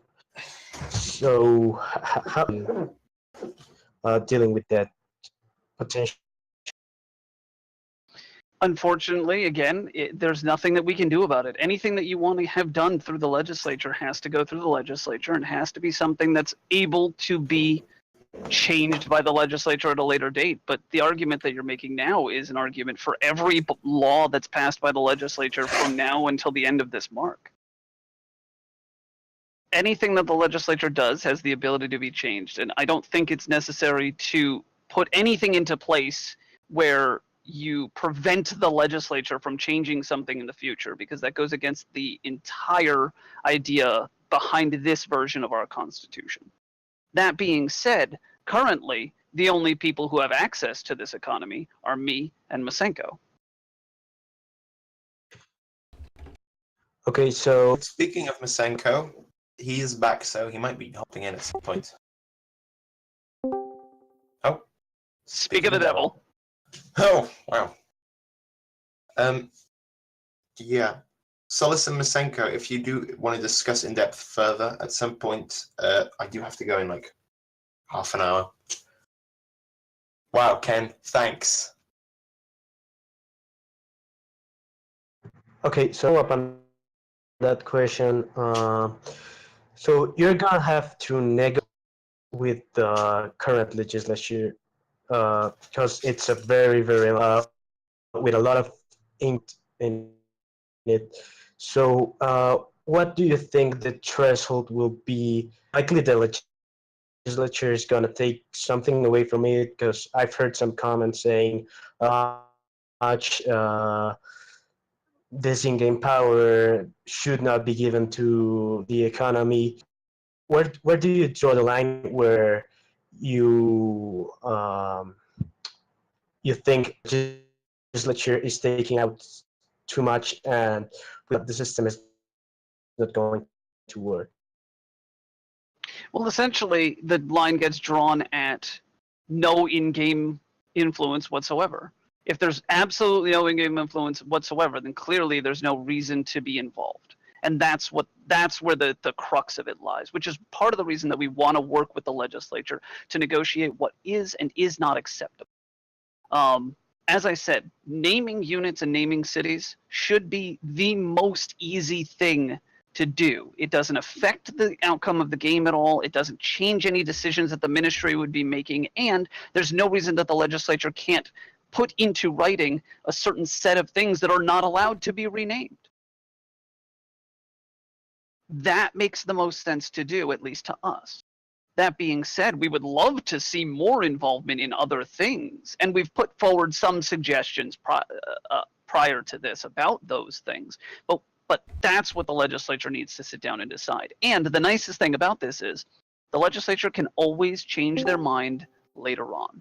They can decide that certain things are allowed now, and they can determine that, I'm sorry, but this is too much, so later on they remove that from the ability to be influenced by the economy, which is fine.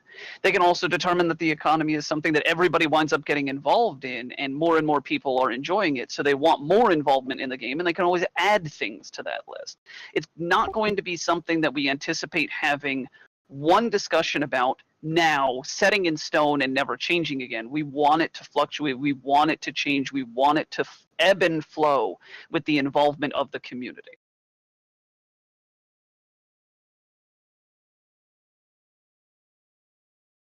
Okay, Joe might join us for an interview. Also, House might want to talk about the civilian civil service.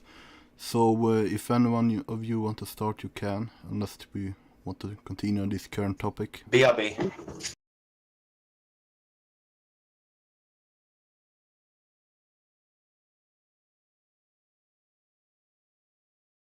House or Joe, you want to start?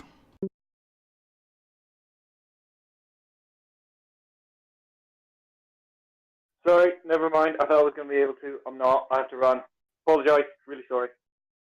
That's fine, we can take it another time. Joe, are you finally here, ready to talk?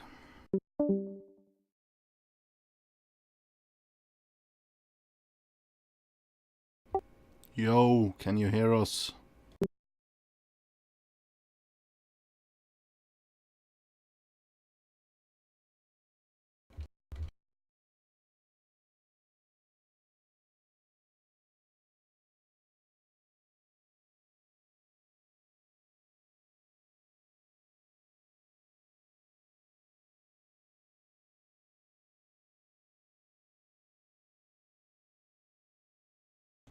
Okay, until Joe gets ready, anything anyone else want to talk about?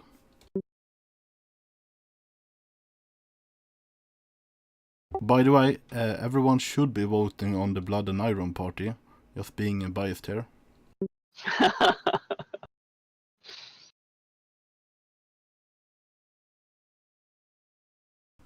Which might be merging soon with the Unity party to form the Blood and Unity party, which has also some Chinese flavor stuff.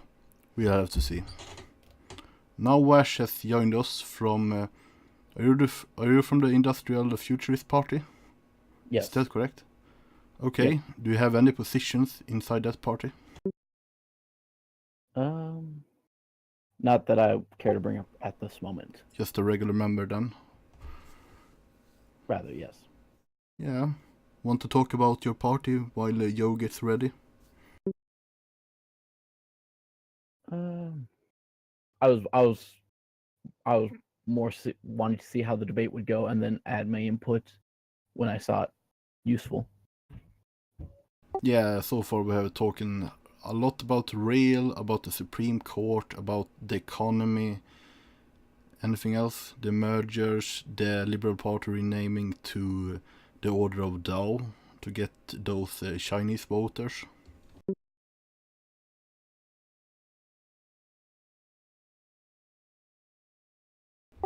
Yeah, I think you can talk if you want about the economy or something else. That's fine.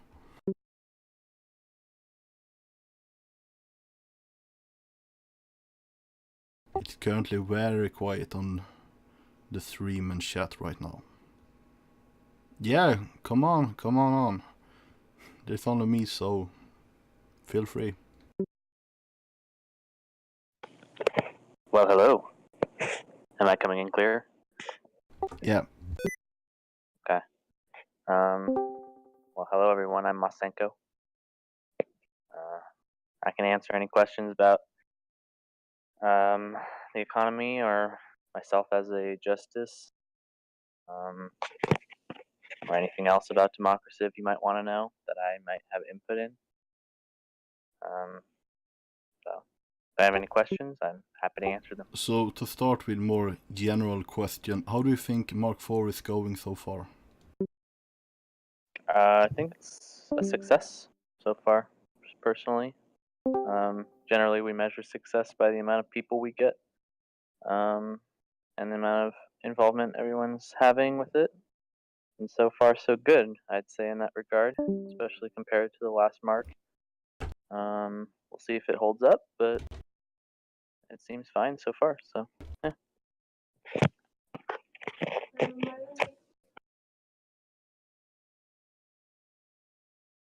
Okay, and as a justice, how is the work continuing? You have a great discussion with other justices so far on how you're going to run the court. Well, we just adopted some codes, just some general procedures, which I think will be posted soon for everyone to Just see. was. Okay, cool. Other than that, we haven't really gotten started with anything.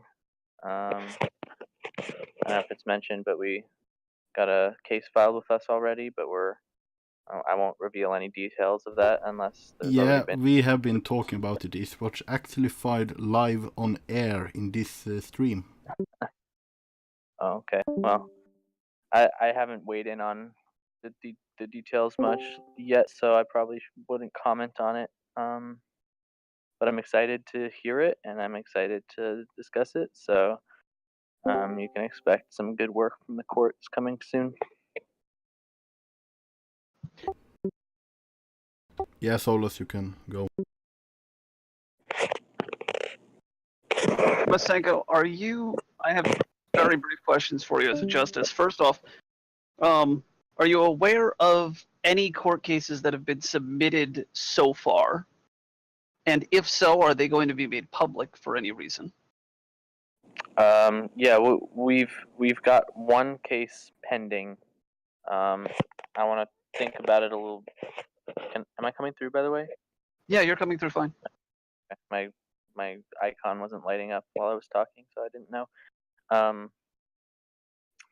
Yeah, we have one pending case, and yeah, we'll release details of everything as we go. I don't think we've actually voted to hear it just yet, unless I haven't checked the chat in the last 10 minutes. So maybe someone else voted yes. I haven't voted yet, so. But yeah, I mean everything will be public. Hopefully, I mean I'm not sure how my other justices feel, but I feel that transparency is quite necessary, especially for the court. Other than in deliberation, but obviously our deliberation will be made public at the end in terms of our opinions, and the rationale we put forward. So, Okay. other than that, yeah, go ahead. Yeah, you can finish your sentence. No, that was pretty much all. Okay, I have a question from Twitch chat from Endless Nyan. What about transferring funds from an account to another account? An economy question. Like the act of transferring funds from one account to another? Yeah. That's actually a system that's already in place. So you'll be able to do that. It's a single, simple Google form. You'll have an account, which is going to be based on your username, and then you'll have to put in the username of the once you send money, and that's pretty much all you have to do. That and a PIN number, and you'll be able to transfer goods that easily. Could I have a TLDR of what I missed? Masenko is good justice. Okay. We'll we'll see about that. Oh, hello, Blonde. Yeah, Blonde, did you want to ask Masenko something? Yeah, Hello, if I Cam. could. First of all, hello, how do you? Hello. I just wanted to know your stance on potentially sort of rushing the game. When do you think we should start? Me personally, You personally. I'd like to see the game start when, mostly when the legislature has set up everything properly. I think that it's important that there's sort of a trade-off, right? You know, the legislature is sort of a body, especially with a lot of the things that they're doing right now. They're taking their time or they're rushing weird things and not really discussing aspects of bills that are kind of weird right now. But you know, I think it needs to happen when it kind of needs to happen. You know, you need certain systems in place before the ministry just is able to play the game, and we don't have any sort of input on game settings and just sort of general procedures. I think it's important that we get those set up first, and just for the sake of a fair system that everyone kind of knows at least and hopefully agrees upon, so that we can relay the game to the greater community in a way that makes sense and a way that they can follow. But you know, once again, I'm not part of the ministry or legislatures, but that's kind of up to them. I'm just there to make sure that they're following the Constitution. Can I ask a follow-up question? Yeah, sure. When do you it piggybacks onto the question I asked before. I mean, I asked when you would want it to happen. When do you anticipate it will happen? I'm sorry, I missed your question, Blonde. Yeah. So I asked, when would you like it to happen? When do you anticipate it will happen? When do you anticipate that will start, based on what you've seen thus far from the legislature and the ministry? I'd anticipate it happening probably the next week, maybe a week from now. So around about the weekend? Yeah, probably next weekend. Yeah, that seems to be the consensus of everybody at the moment. Yeah. I'm not 100% sure, obviously, but you know, that seems to be just sort of what people are aiming for. So generally what people are aiming for will be what actually happens. Yeah, we'll wait and see. Thank you for that. Yeah, of course. Okay, if I may. Yeah, go ahead. How do you feel about the case currently suing the Constitution for being illegal? I think it's an interesting case, certainly. I don't, I think it's pretty good. I think it's a pretty good case to start things off. You know, really defining what the Constitution actually means. So it's the first case, is it? Yeah, sort of defining the Constitution and seeing, you know, whether it holds any ground might be a good start for the court to determine before we rule on anything else that might say that the Constitution has supremacy. Might be a good question to answer first, and you know, it'll take some thinking. And I'm looking forward to hearing the argument from both sides if there's any on the opposing side. And I've already sort of started to formulate my own thoughts on the case. Once again, I haven't voted to hear it just yet. I probably will, but I still want to think about it a little bit. Okay, I look forward to the hearing if it goes to that.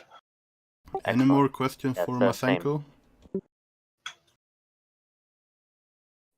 Any other questions? from Either anybody? in voice, the citizens channel, or in the Twitch chat.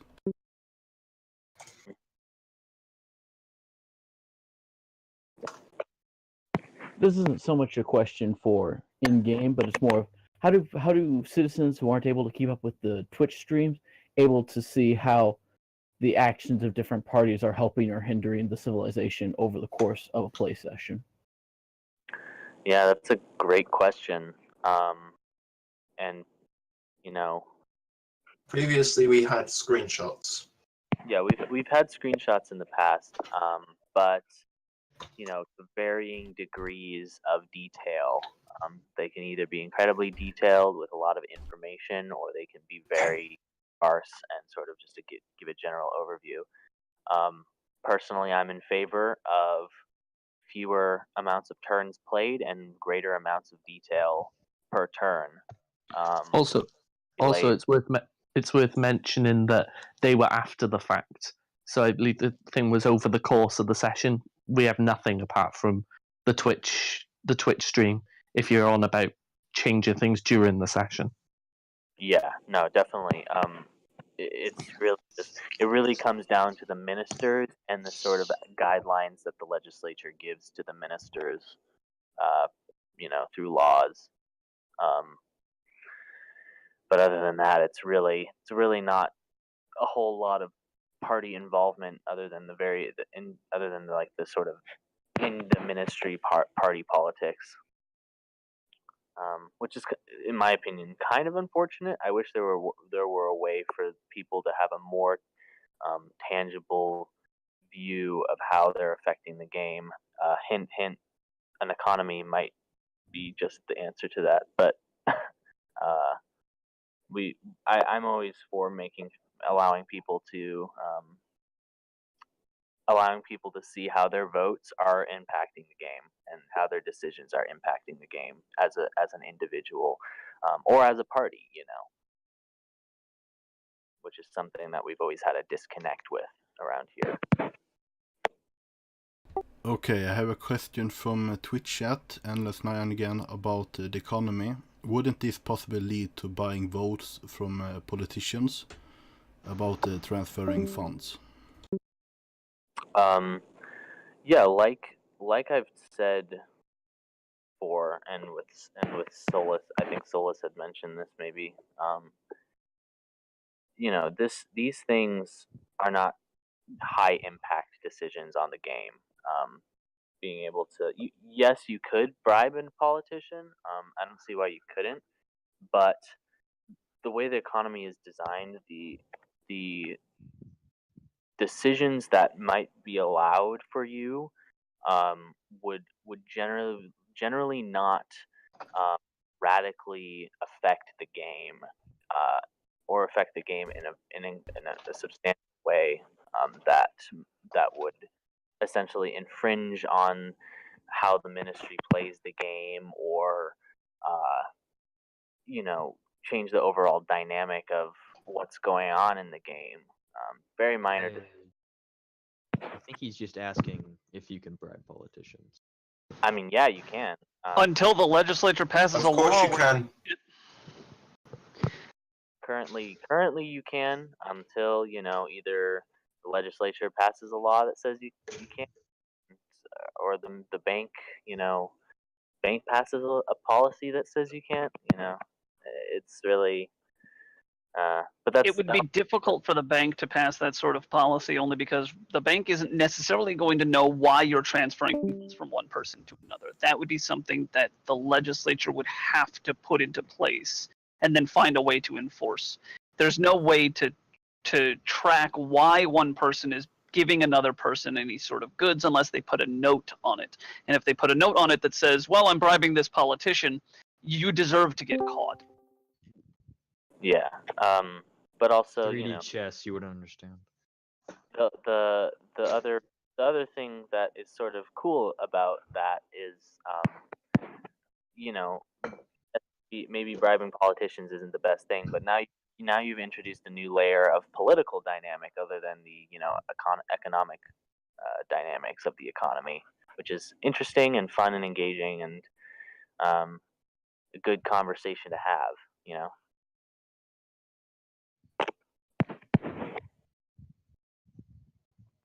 Okay, any more questions for Masenko?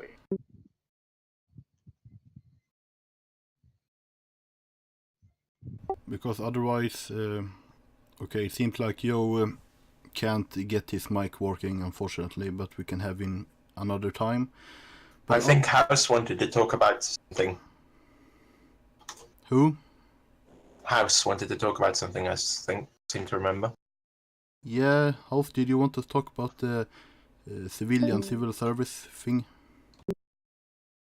I did, if there's an opportunity. Yeah, you can talk about it.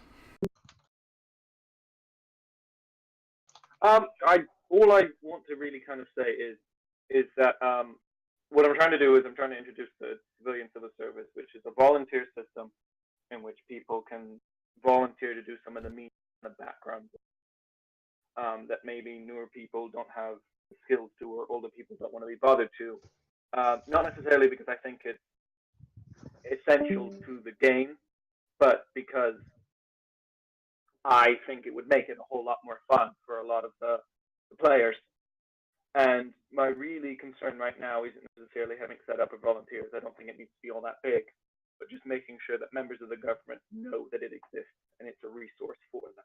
And that's really all I kind of wanted to say, is that if you have something, if you want essentially an assistant on something, or need something done and you don't have time, absolutely come to me and I will do it for you.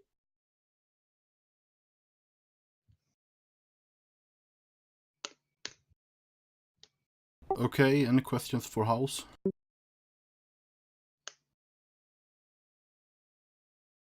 Otherwise, it's time for Minister Beer to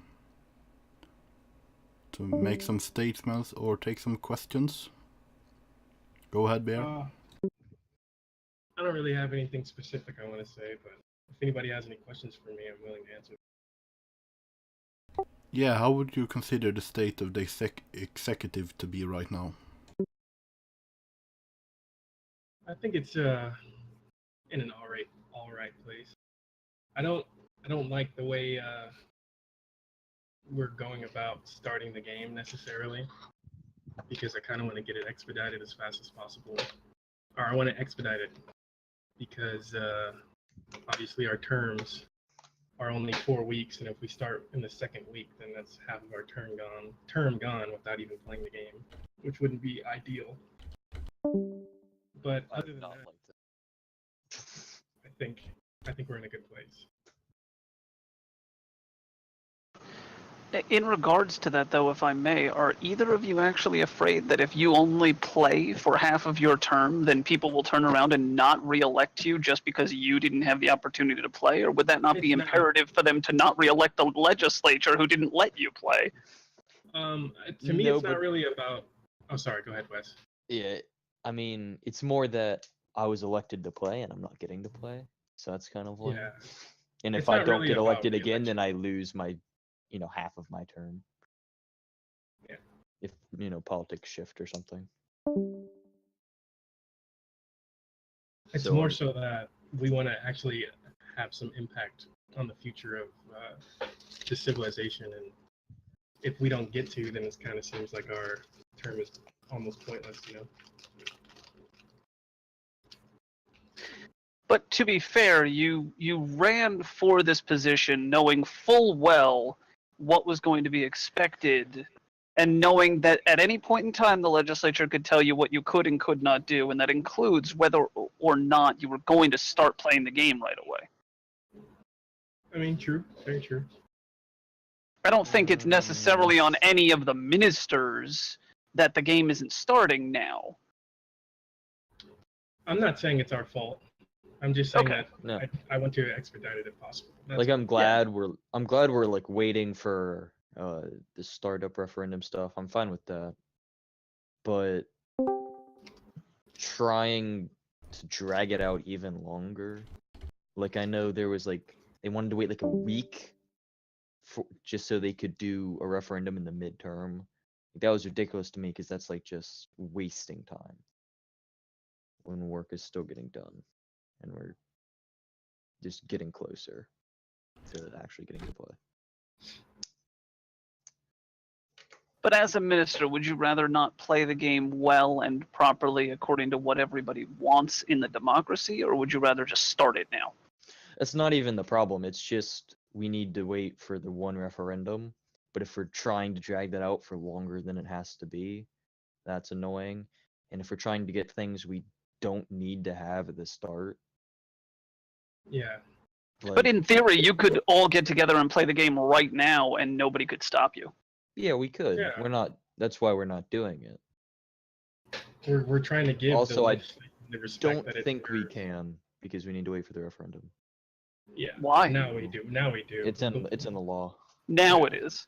But there was nothing preventing the ministry from getting together at any point before they passed that law. Well, we didn't out of respect for the legislature. It would be inappropriate, at least. Which Well, is not understandable, but now you necessarily can't against the make law. the same argument that, well, we don't like waiting when you are part of the reason that you're waiting at this point. I suppose, yes. I'm fine with waiting, just not longer than we have to. And I think right now we're on a good enough track to do that. Unless the legislature wants to delay more for like something like the real, even though most of that is its own separate bills at this point. That's fair. But like after I would say losing the first week, that was kind of expected. Yeah. Because of how we structured the Constitution, we have to have everything done in law. That's just going to take time. But 2 weeks, that's just getting annoying, especially when we don't need 2 weeks. I completely agree. Charlie has a question.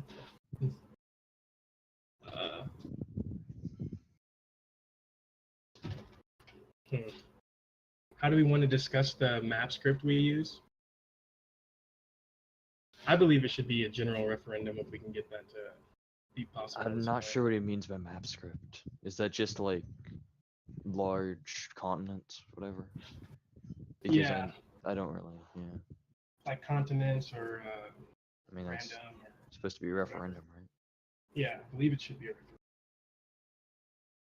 It's kind of what that whole bill was supposed to be. So we have a. Yeah, continue. No, you're fine. Okay, we have a question from Twitch chat. Anyone can answer. Again from Endless Nyan. How do you see the current game changing from a recent influx of people from the article? And I think he means the article. I don't know where it came from, but how do you see the influx changing the game? We've seen Celestials grow a lot more, haven't we?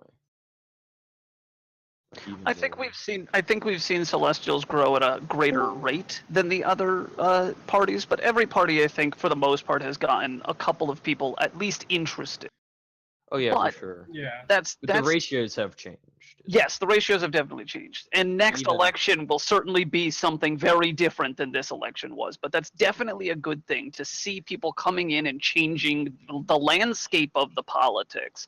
Because now that Celestials are so much bigger, the issue that may have been coming up slightly in the last election is the idea that the Celestials, in their unity, in their coalition that they have, are now almost as large as the rest of the coalition combined and can pretty much just railroad that coalition through whatever they want to do, which makes it very interesting to see whether or not that coalition is going to continue to survive in the future, knowing that the Celestials are basically guiding the ship. Well, Celestials and, like, say, the Liberal Progressive Union, it's 23-24. I don't think, like, the ratios have changed slightly, but not, like, massive power shifts like the Celestials now have. No, but I'm talking about the fact that the Celestials were running as part of a coalition government in the prior election. Celestials weren't. They were not? No, Celestials are their own party. They were liberals. And they still have progressive. 23 people. Yeah. Which is huge. It's a significant portion. If any other coalition winds up falling apart, the Celestials are running the game. Yeah, we've seen like a new party started, The loud and uninformed. We've seen a couple in the past Seem couple like- of days. A few have been kind of sprouting up here and there, which is definitely going to be interesting. I mean, I guess social liberation too, or societal liberation, but that's. I've seen talks of that one getting merged a bit. And like the big Unity Federation, it's grown a good bit, but I'm not sure how much longer it's going to stick together. Yeah, it's Because definitely I definitely know- interesting. It just so happens that the article came right after an election rather than right before an election. So the Yeah. next election will be very interesting. Had this influx come maybe 2 weeks ago, this whole election could have been thrown into chaos. In the respect that we would have had no idea what to expect out of the voting. Well, honestly, I don't think we did know what to expect because we have like what? How many active on the Discord do we have? Party wise, like maybe Say about- 60, but like Yeah, that's 60. grown. Back in the election, it was like 60, I think, but we got like 80 something votes. Like Right, that's a but 20 person proportion- lurker that like we don't know where it's gonna go. That's like a big. Sure, but And I'm sure proportionally, that the lurker proportion is probably going to get bigger after the articles come out because a lot of Right. people probably didn't join the Discord. But we'll yeah, it certainly makes it interesting to see where things are going to wind up going. But it also makes it interesting because now we're going to be seeing a referendum coming across for game settings and things like that. We're not going to know how that's going to pan out because we've had plenty of discussion on the Discord, but we have no idea what some of the people on Reddit and exclusively to Reddit have any opinions on in that respect. So Yeah. when the vote comes down, it may be something completely unexpected. I don't think there's that much that can go wrong in the referendum. Like we get a large or a huge map, that's nothing horrible. Well, I don't as think long there's as- a we're right not or getting, like- wrong. I don't think we're gonna get like an archipelago. Ugh. That thing. All the island. We're not gonna end up You're with not gonna something win like that. possibly game herding like that. It'll probably be some form of continents with some weird map script or whatever. Can suggest fractals.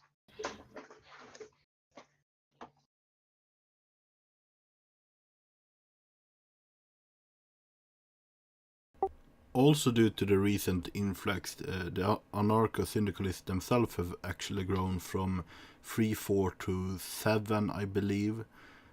Any comment on that? 8. Good for them. I Yeah, see we're- them going their separate ways. From Yeah, we've grown a lot, but I don't think that we'd have much power as an individual party, considering how much the Celestials have grown, and then also the coalition between the PU and Liberty. That will be a problem if we only had one legislator. I mean, we could act as a swing vote, like how the new party, the Loud and Uninformed, is trying to set up their party as, but that's not necessarily something that I think would be advantageous in the future. So, although the growth is nice, we still need to come up with a effective political strategy to remain important, or that to continue to have our say in this government. So yeah. And to build upon that, do you think you are going to continue working together with the United Front in the next election, or do you think you can benefit more from some other coalition or by simply running alone? That's still being discussed by the party, but I would love to continue working with the United Front because it presents to our party the best chance of remaining relevant. For now. So would you So, yeah. say you're just doing it in order to stay relevant? Like there's no specific policy reasons keeping you inside of the party? Because I've Yes, said exactly. like it's communist, fascist, hippies, and some guys we don't know about all in one party. And that Well, I think seems- it is weird. I completely agree, but the idea of the syndicate in general is that each person, each citizen can have their own individual liberties, and if you want to believe whatever you want to believe, then that's perfectly fine. and we're not going to stop you from doing that. And if anything, we should be working with you and encouraging that behavior as much as possible. So I personally don't believe that it's against the tenets of my party to work with people who are completely opposed to us, because everyone can think however they want. So I'm glad we haven't seen like major political polarization. Like, I've been working with Retro a lot on bills. Give it time. Yeah, I mean, we haven't seen like DVP DSP with Uthred just using all of his willpower against the people just because they're different. Yeah, we'll see how that. The only major drawback that I can see coming from that kind of politicization is polarization. Is when you wind up having two major parties that are headlocked and don't really get along, and then people kind of gravitate toward one or the other because they're so large. I like having an influx of people especially from articles and things like that, because they come in, they go to all different parties. They don't just, gravitate toward one or two. They go all over the place, and it helps us to keep a landscape of a lot of different opinions and ideas rather than just having those same two parties over and over and over again. It was one of the biggest problems with Mark III, and I hope we don't find it again in this iteration. I feel like the problem with Mark III was like, since we had like the DVP, which was just formed from like SCP, and that other thing that Bob did, since it just like kind of like carried over, they never really cared about the party. It was kind of just like a loose group of friends, and it meant like parties didn't matter in that space. Like, they just stopped mattering. It was just people. Yeah, and I playing think the game. especially with the fact that we have a government now that is dominated by any one group, gives us a really good chance at not having that. For sure. Especially because you have a number of people that were in parties together in the last iteration that have now split up and gone different ways. I can speak specifically for the Nova Optimates. Masenko is in the Celestial Party. I'm over here in Dow. There were Pig was over in Bad for a while until they kind of went defunct. Like, there were a number of different people in just that party that went in different ways, which also helps because now you're not just having the same people in the same party over again. Mm-hmm. And I think the reason we see that is mostly because the parties were dead by the end of Mark III. Like, I don't think 95% of DVP are even still playing. Like, Blonde's coming back now. Yeah, but also these parties actually have an agenda. They have a reason for it. They have very clear platforms, and a lot of their platforms have at least a portion to do with in-game and metagame goals and ideals. It's not just a party that's solely based on in-game ideals for the most part that I've seen. Mm-hmm.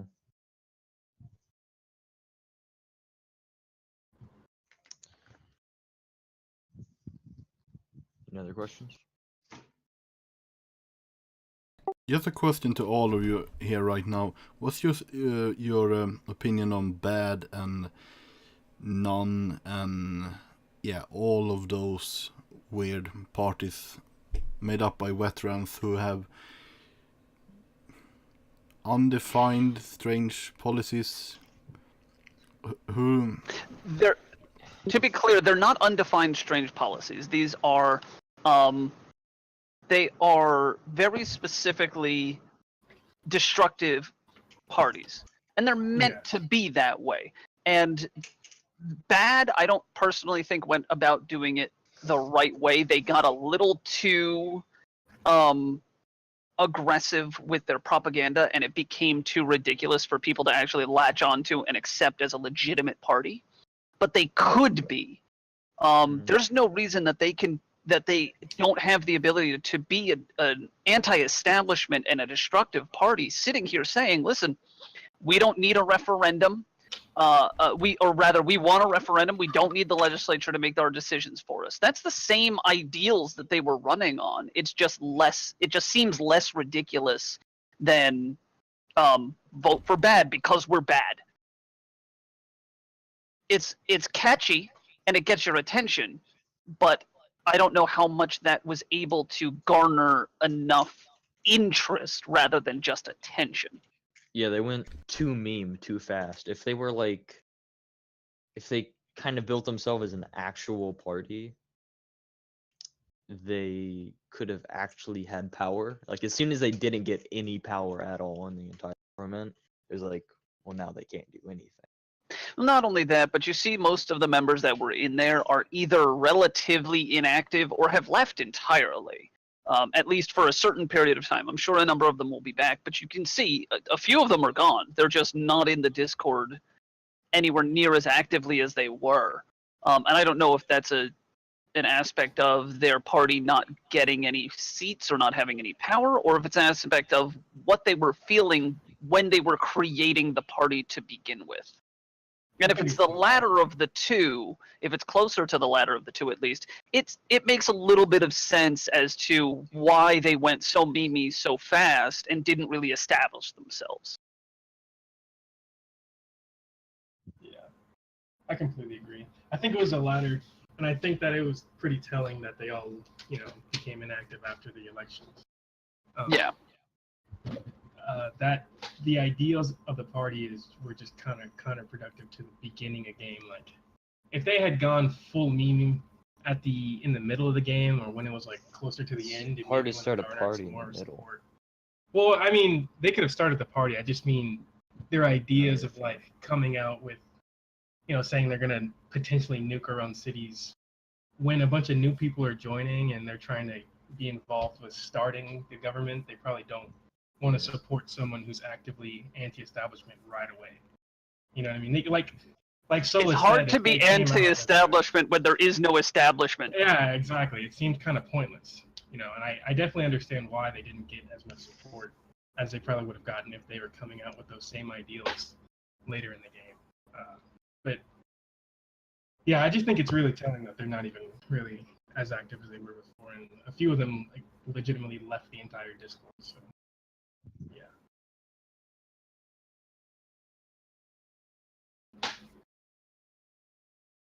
Hey Bear, do you support my campaign to delete the settler? You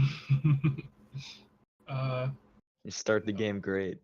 It's a good, a great way. You play as Germany, right? Okay. You do Germany challenge, no restarts.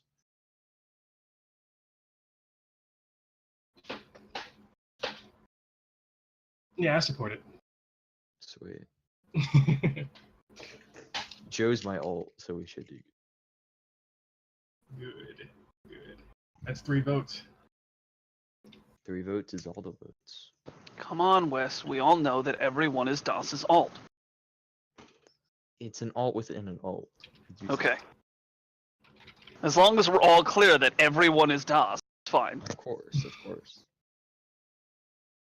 What do you think about electing DOS to the Supreme Court? And I didn't elect him. Bear, why did you push for it in the first place? Because I thought it would be interesting. That being said, I think he'll make a good Supreme Court justice. He will bring good arguments. He will actually argue his positions, and he'll do a decent job of making decent arguments and logical arguments, not full of fallacy until he gets frustrated. But I think he'll make a fine justice. I think he made a fine justice when he legitimately had an alt and was a justice. Was he even active on that alt? He was. I remember having arguments with him. I was on that same court. You were on every court, Solus? Not every court, but every court since Mark II I've been part of. Every good court. But I'm very much focused on the economy now. Don't know how it's going to go, but that's going to be up to the legislature. So for Mark 4, do you consider alts possibly being a problem? No. I don't see them being a bigger problem than they've been in the past, but I do anticipate at some point the legislature making them not legal.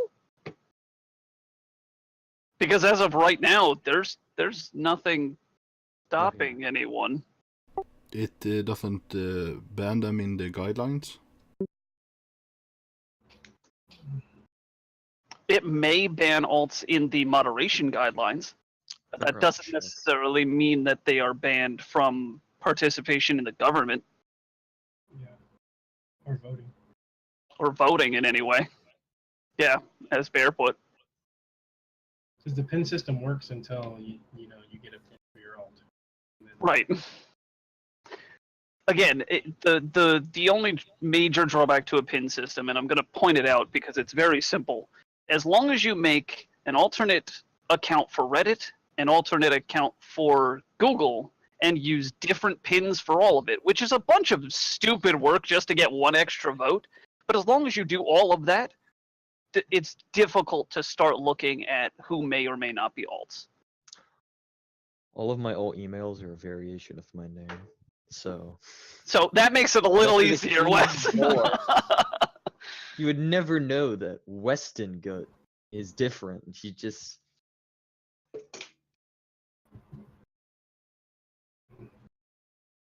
Yeah, I think it might be a problem later on. But with this influx of new people, I don't think anyone's gonna actively be looking to do that right now. Because I don't think it would affect. I don't know. us, As you know? soon as someone asks, "Hey, is this illegal?" and we have to say no, then we should watch for it. Okay, yeah, that's a good point. But that's also one of the reasons that you have the debate of whether or not the government or moderation should be in charge of elections. Because admittedly, moderation can oversee it a little bit easier and can immediately impact fixing it. So there's always that argument, like, we want actual, like, simulated election, not like Right, and that's the other end of the argument. Is that, do we want the government to be the only part of the actual simulation? But, Which is a fair argument. I don't think, from my experience on both ends of things, I don't think it makes too much of a difference. And there's no reason that the legislature can't later on say, okay, we've had enough of you running it, we're going to run it for a while, and then change their mind again. Yeah, that's the beauty of this. We have a lot of power to the legislature. Yeah, as long Which as, is and kinda the key to it is that the legislature, the people who are going to be in charge of voting, whether it's moderation or a small individual group, no matter what the case is, those people need to be able to work together with moderation. Because if they don't, then we get situations like we had in Mark III, where we have two registration systems for no reason. I think the reason I'm so I always hate on the legislature is because I kind of, you have to have a ministry that always questions the legislature, or else the legislature just can do whatever they want. That's also partially the role of the people, is to question what the legislature is doing. Don't have an actual veto on. The people don't have a direct veto, but the veto of the people is to elect a different legislature, which will overturn what's been done previously. 4 weeks from now. Yeah, but you want to know something? There's nothing stopping the new legislature from rolling back the game 4 weeks. There's nothing stopping the legislature from extending their terms to 24 weeks. Well, forever. Actually, I think there is. Yeah, the Constitution certainly. No, I think you can. I think it accidentally does it, because you can only shorten length. No, the length of a legislature's term shall be 4 weeks unless shortened by law. Yeah. Yeah. They can't extend it. I think that's an accident, though. I don't think anyone reasonably. Hey, listen, the legislature might do it. I'm not going to put it past them. I'm not putting anything past anybody. I have seen some things in democracy that I just thought were just impossible for people to willingly do to themselves. I know. That's why you need, as long as no party gets, as long as no blocker party gets 2/3. That's why there's a there is a 2/3 majority with Celestials and United Front. Mm-hmm. I'm glad Celestials are not dumb enough to do stuff like that, because I don't know why, but I don't put it past the United Front to try something. Okay, I have a question from Twitch chat. Angus Abercrombie. How soon will the game be able to begin? Technically, as soon as the game start referendum, which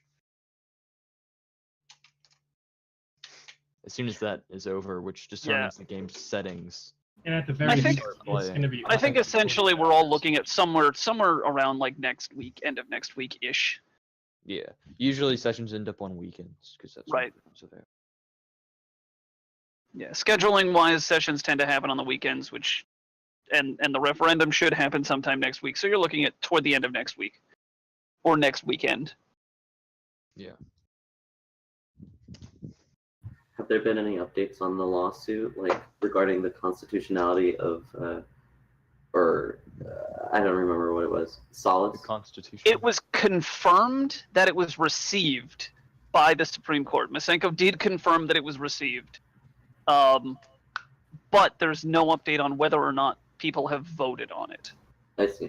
Mk4 said that he did not vote on whether or not to hear it yet, so we do know that one person is at least pending. We don't know about the rest of them. There's nothing public at all other than, but the court did put up some procedures. They just haven't made a public docket yet. Okay. Is there any way I can get like a summary or a rundown of this case? Because I must have missed when this happened completely. Oh, essentially, we put a suit into the Supreme Court about whether or not the Constitution is the law supreme. They should just say yes to get it over with because we don't need that. Because there's nothing that actually makes it the supreme law of the land. There's nothing that says in the Constitution itself that it cannot be overwritten. In fact, you can make amendments to it, but there's nothing to say that law is subservient to the Constitution. I see. Which is why the So court. it's- Well, then again, Kind of important to establish can- whether or not it is. Right. in theory, though, they can only pass laws pertaining to anything not covered unless prohibited. So anything, yeah, I guess. But in A theory, few things they can't extend their term limit still. But in theory, if they are passing laws through this procedure that's been established by this Constitution, then they recognize the Constitution as legal. Exactly. So you've already set up the Constitution as legal. It's just a question of whether or not the Constitution is supreme, Right. or Yeah, if it's but it- equal to all other law. Here, I have a If they- question for if you, you're- Solus. Okay, sorry. Do you know who put in the executive procedures thing? Article 2, Section 2? I 'Cause don't do off not the rem- top I of do my not. head. I don't know when that got into this because I've never seen it before, Yeah, I honestly don't remember. and I want to test the limits of that. So I think we can go pretty far. You should be able to. That's the whole point of this Constitution, is that the executive can go as far as they can possibly go, right up until the legislature tells them to stop. Legislature can't tell us to stop. I mean, constitutionally they can, but the Constitution might not be honestly- the only law. To be honest, the turn limit they put on us isn't even an actual term limit. I'm pretty sure it's just a really shitty way to do it, and it could easily be bended. So you just play an entire game. I was up last night. I didn't even realize like 4 in the morning, and I was playing Civ. I haven't played in a while. Nice. So Yes. first Civ in a will while. just have you playing for hours and hours and hours. I was Oh, playing. it was like it so was long. 11, and I just started playing, and I'm like, oh, it's industrial. What time is it? 4. I feel the same.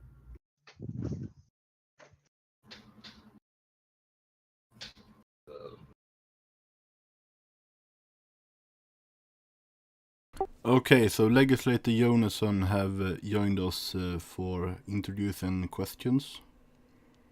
If the rest of you are done with your discussion. Sure. Yeah. Yeah, I'm actually going to be leaving.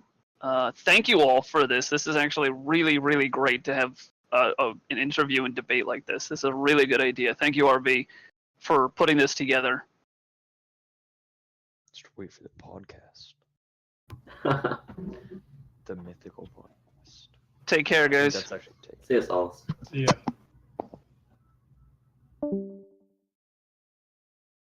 Okay, so you're representing the Industrial Futurist Party, right?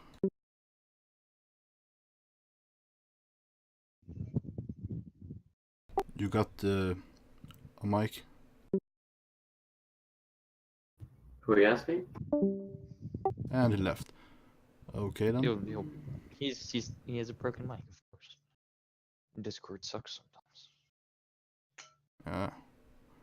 Well, my Discord doesn't recognize my mic without restarting the entire program, so unfortunately that didn't work for Joe.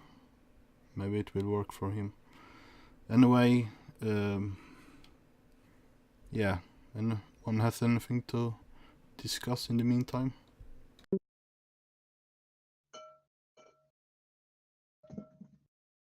How about them sports?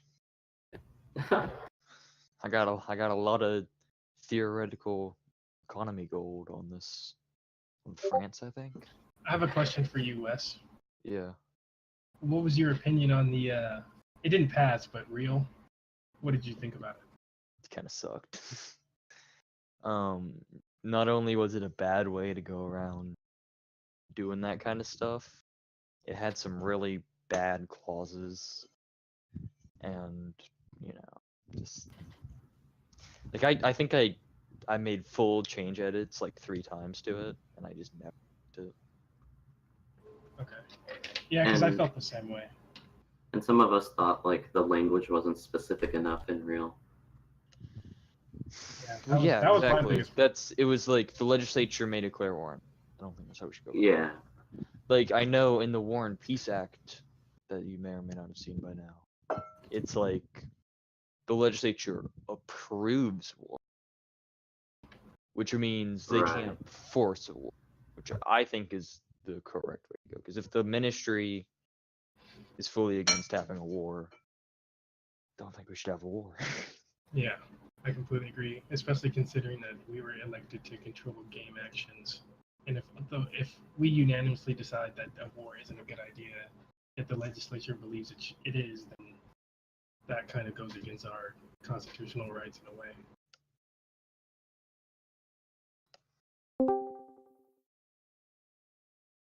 And we got Bowie. Anyway, Jonathan will be coming back after he's fixing some things. You can type his questions if he wants.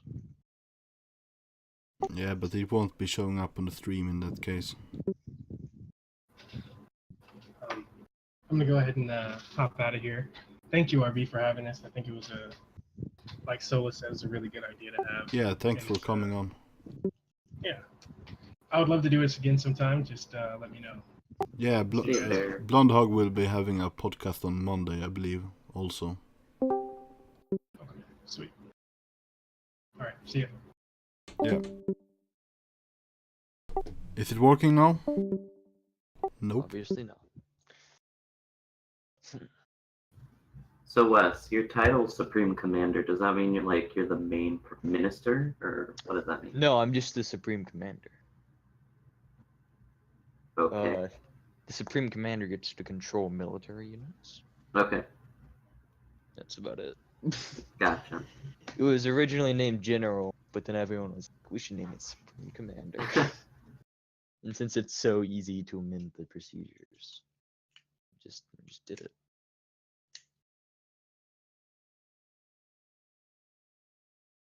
But like honestly, it doesn't carry that much weight because you can be replaced, removed, and overridden, which is like a 3/5 vote. Mm-hmm.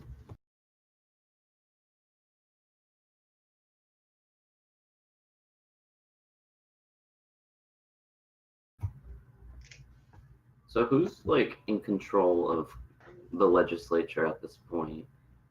Or who wields the most influence theoretically? So like Unity Federation has 5 out of 12. And then Liberal PU have 4. Celestials have 3.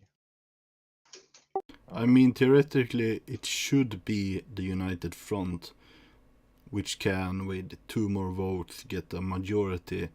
But in practice, I don't think so. It's a very decentralized and not very cooperative alliance. I don't think it extremely matters right now, because it's mostly just procedure stuff we're trying to pass. Pretty agreeable things.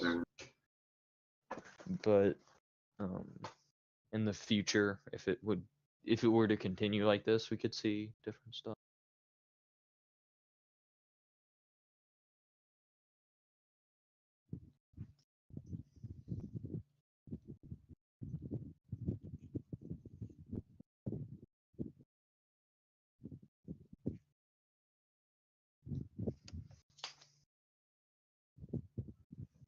So, Wes, what are your thoughts on the renaming of the Liberal Party, the Order of Tao? It's us trying to compete with Celestials. Gotcha. I mean, the timing of it all, that the Unity and us from Blood and Iron had a discussion yesterday about getting Chinese flavor and adopting Art of War and greater Unity principles and all that. Then suddenly you announced that you're changing the name, adding Chinese flavor and all of it. We did it a couple days ago, but we were kind of making small edits and voting. I wonder if any more parties except R3's are also going to rename or become more Chinese themed. Yeah, like we had the idea like Wednesday. So can we expect the name of Order of the Tao to change with like the next game, if we are in China the next game? Usually parties don't carry over. Okay. But I mean, I doubt we would keep it, yeah. It's kind of like how DVP, it was like Dace Vault Party, but then we switched it to some Latin crap. Even though... I also want to make a shout out to the 9 people watching this stream, despite there only being 3 of us on it right now. What'd you say? There's 9 people watching this stream and there's only 3 of us still on it. That's weird. Usually no one watches Twitch streams here. Is it working? How do we say that name? Jonesian? Jonas? I'm going Jonasson, but the IFP guy, I guess. Okay.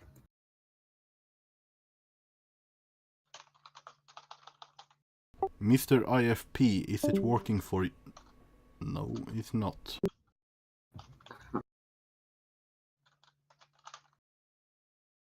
Retro said that he was going to come back soon, but otherwise I think we're done for the day. Most people have already gotten their points said and everything. Does Jonesian have a question? Because he can just type it so he can answer.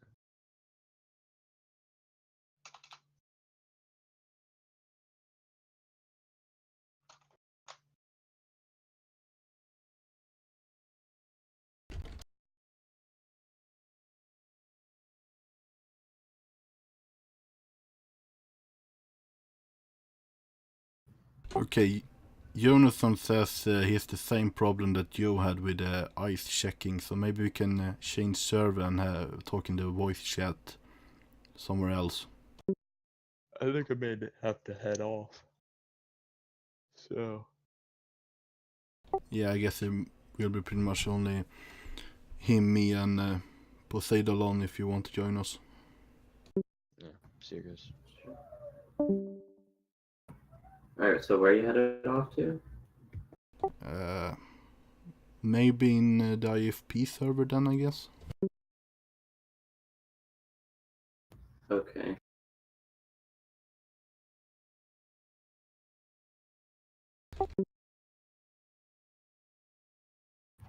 Well, I mean, it looks like this, I suppose, interview and debate session is about over, so I'm going to head out. But thank you very much for hosting this, RB. Yeah, thanks for coming here. Mm-hmm.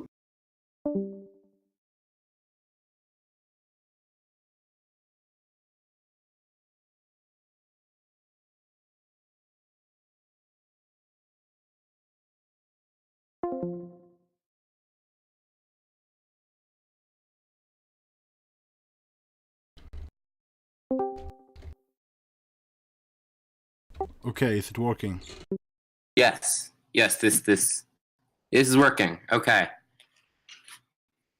Okay, Who else is this a public voice chat? Let me check the settings on this. This should be a public channel. Yeah, so if anyone else wants to join us, we are in room 1 in room 1 voice chat in the Industrial Futurist Party server. So yeah, you can go on with explaining your party and your stances first. Okay, certainly. So I guess you're hosting this interview. Do you have any questions for the IFP? Anything you want explained about our party, about our beliefs? Yeah, both in your newspapers and in propaganda, I guess, you call yourself internationalist. Is that right? Yes, that's absolutely right. How would you define internationalist, and how important is that to you as a party? I'd say it's the important part of our party, the most important expression of our ideology. And I think the best way to explain internationalism would be through diplomacy, unite the world. We don't want to go to war. We think that diplomacy and reasoned debate can solve international issues, and that uniting the people of the world, regardless of civilization, regardless of ideology, is the most important part of the game.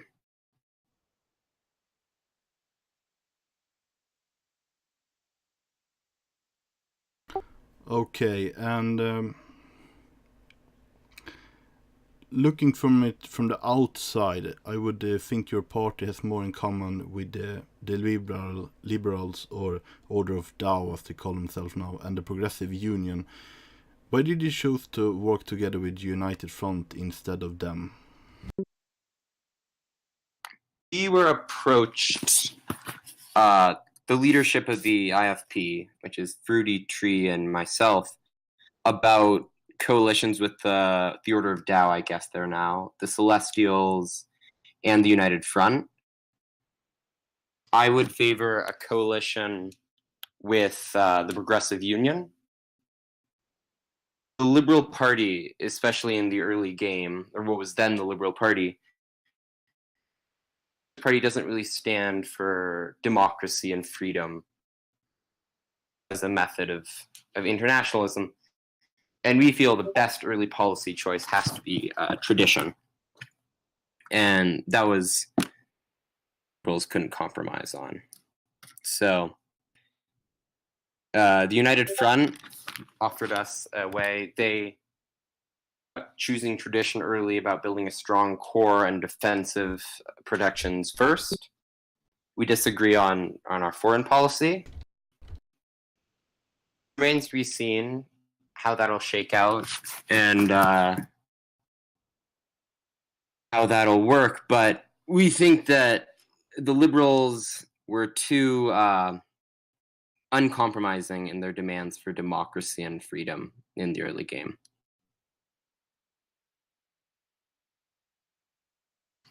And your party favors what? Freedom. But I think, especially in the early game, that it's especially conductive to internationalism and to diplomacy and cooperation. A constitutional monarchy, or potentially a democracy, but choosing liberty as the first policy tree, I think, is acceptable. And your stance on tradition? Only for tradition. We think a small, dedicated core of about 4 cities to our gameplay.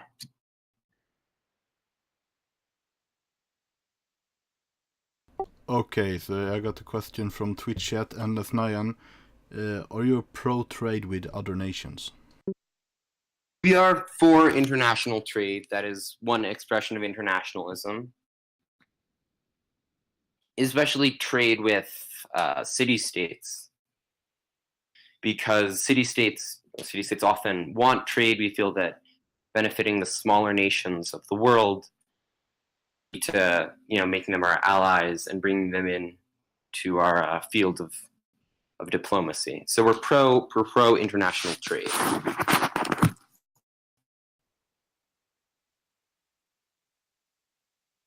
So, in the beginning of the game, would your top priority be to get 4 cities and work from there?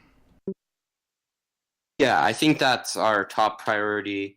4 cities, a strong core, potentially some wonders. We've talked about the Hanging Gardens and the Temple of Artemis, Pantheon, or a religion as well, and city-state ally in the short run. Again from the Twitch chat, do you favor tall or wide gameplay? A small dedicated core of our civ, which would then we'd be able to use as a focal point for spreading internationalism through city-state allies in scientific development.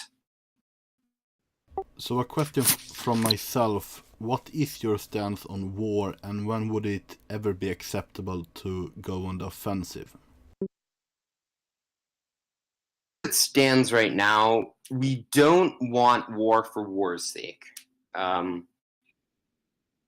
Don't generally believe in war for ideological purposes, such as, I guess, the order of Tao. Go to war with countries that are autocratic, countries that do not follow its beliefs. We don't think that's acceptable. We prefer that international diplomacy would change their minds.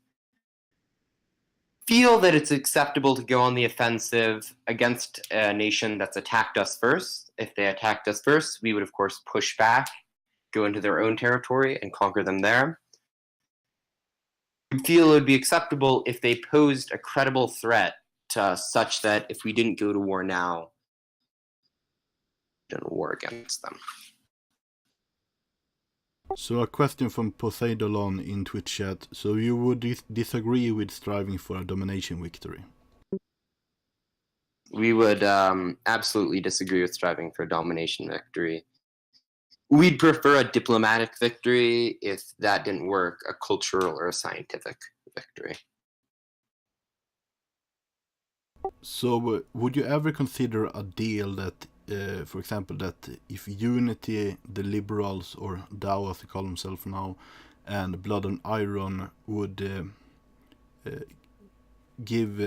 agree to some of your other proposal, that you in turn would accept going for an offensive war that you otherwise would see as unjust? I don't know. I'd have to look at the situation at the time and a lot on circumstances and what they're offering us in return. A big part of our party is internationalism and is peace. We're rightly considered one of the more pacifist parties in democracy. So giving that up, we'd have to get a lot in return. said, I could see a scenario in which we would agree to go on an offensive war or concessions by other parties, but they'd have to be pretty large concessions, and it would have to definitely be a war, and not purely a war of aggression, not purely a war of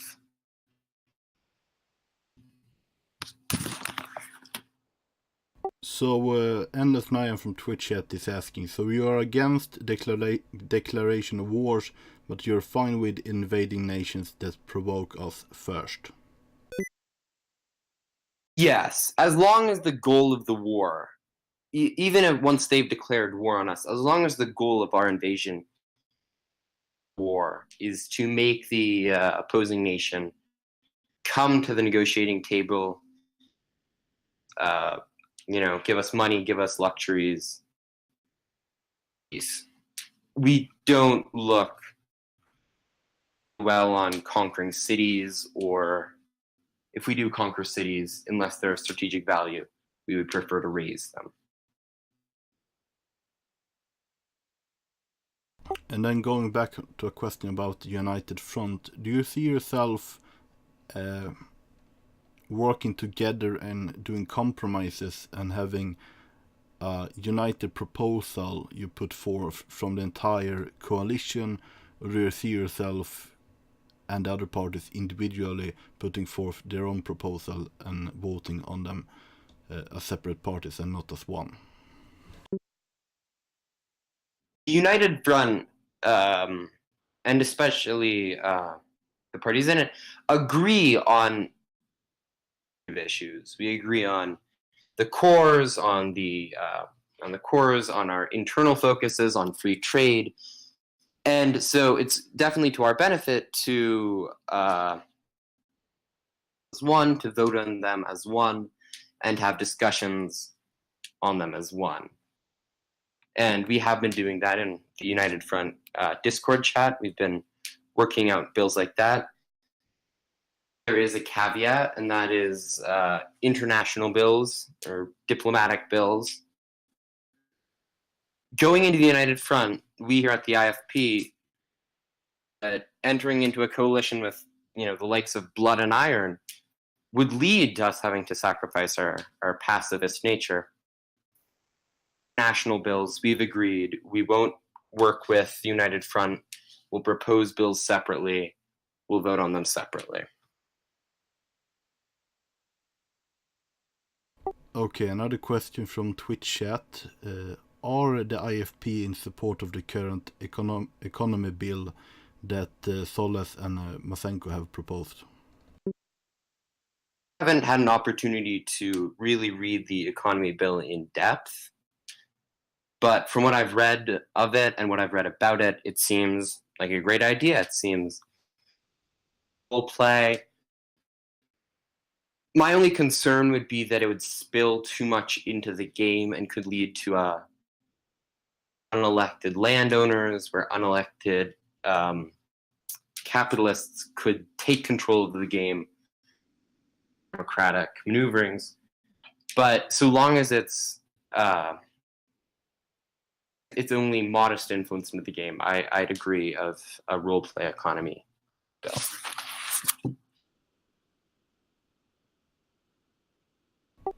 Okay, do any more questions from the audience, either in Twitch chat, the citizen channels on the main server, or if anyone wants to join us in voice? Otherwise, do you have any finishing statements?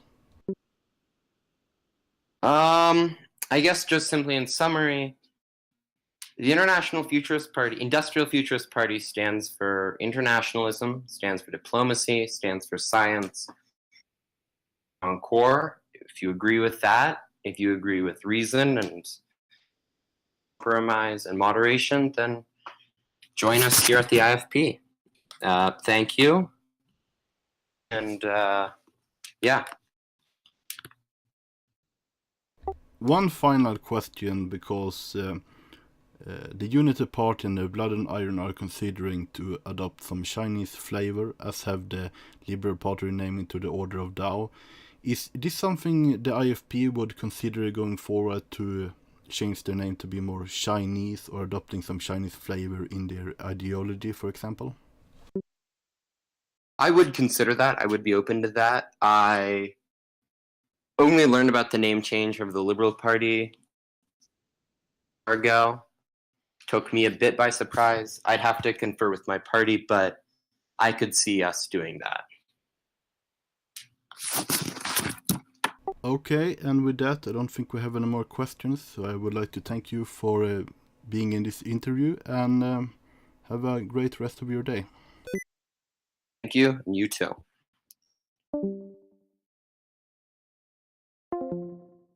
So, that was our last guest.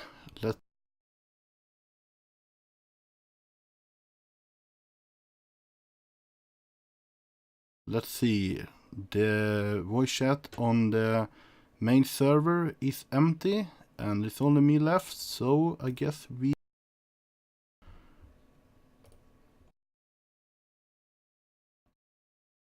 Ending for this day once I get rid of all the weird pop-ups I'm getting. So, that's it for today, this week. I don't know if I will be doing this anymore. If you like what I have been doing with these interviews, letting people talk, having debates, and if you would like to have a party versus party debate, leaders on different topics and so on, feel free to share your opinions in the Twitch chat, in the citizen channels on the main server. And otherwise, I thank you for watching, and that's it for today. See you in the future. Goodbye.